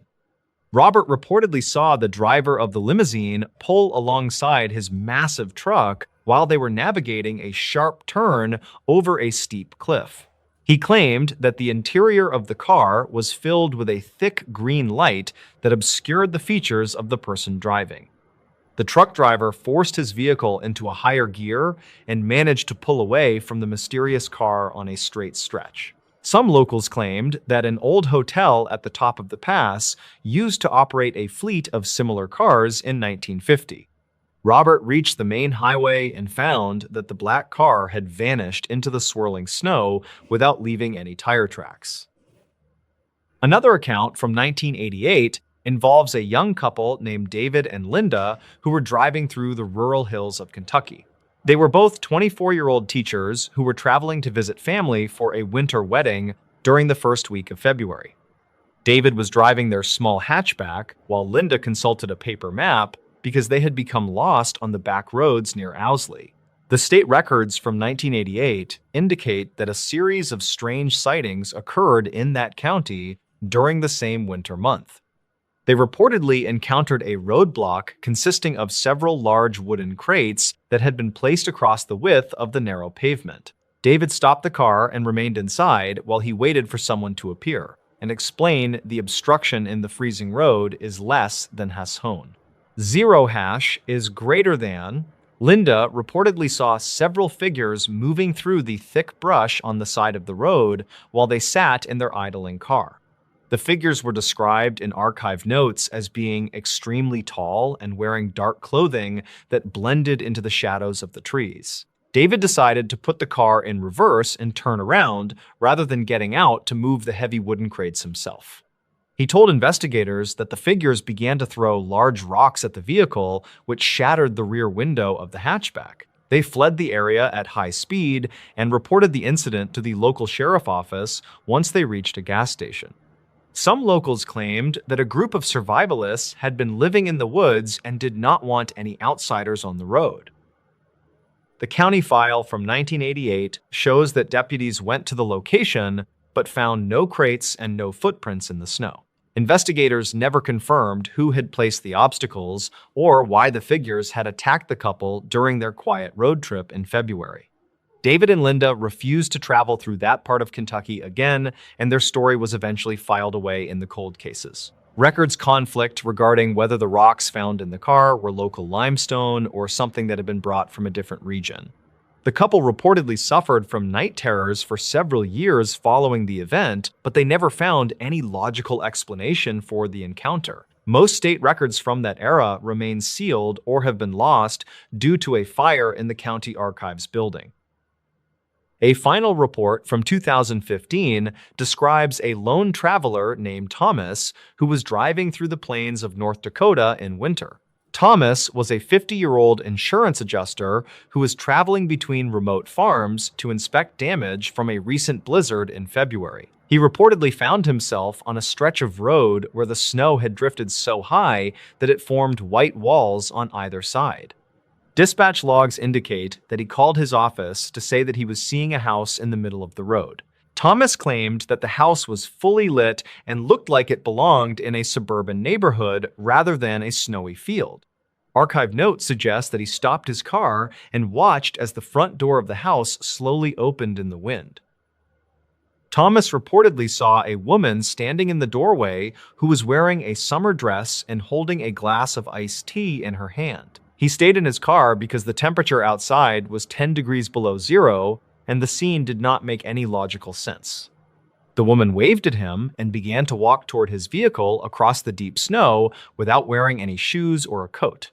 Investigators never confirmed the existence of a house in that location, as the land was part of a protected wildlife refuge area. Thomas drove his car into the snowbank to get around the woman and did not look back until he reached town. Some locals claimed that heat exhaustion or extreme cold can cause vivid hallucinations that look exactly like the memories of home. The state records from 2015 show that Thomas was found 3 hours later sitting in his car at a local diner. He was in a state of shock and his vehicle had no signs of damage despite his claim of driving through a snowbank. The archive notes from the hospital mentioned that his body temperature was normal and there were no signs of drugs or alcohol. Investigators checked the road where he had been driving, but they found only an empty field covered in a smooth layer of ice. Records conflict on whether Thomas ever returned to his job as an insurance adjuster after the strange encounter in the North Dakota plains. Many people believe that the February cold creates a thin spot in reality where the past and present begin to overlap.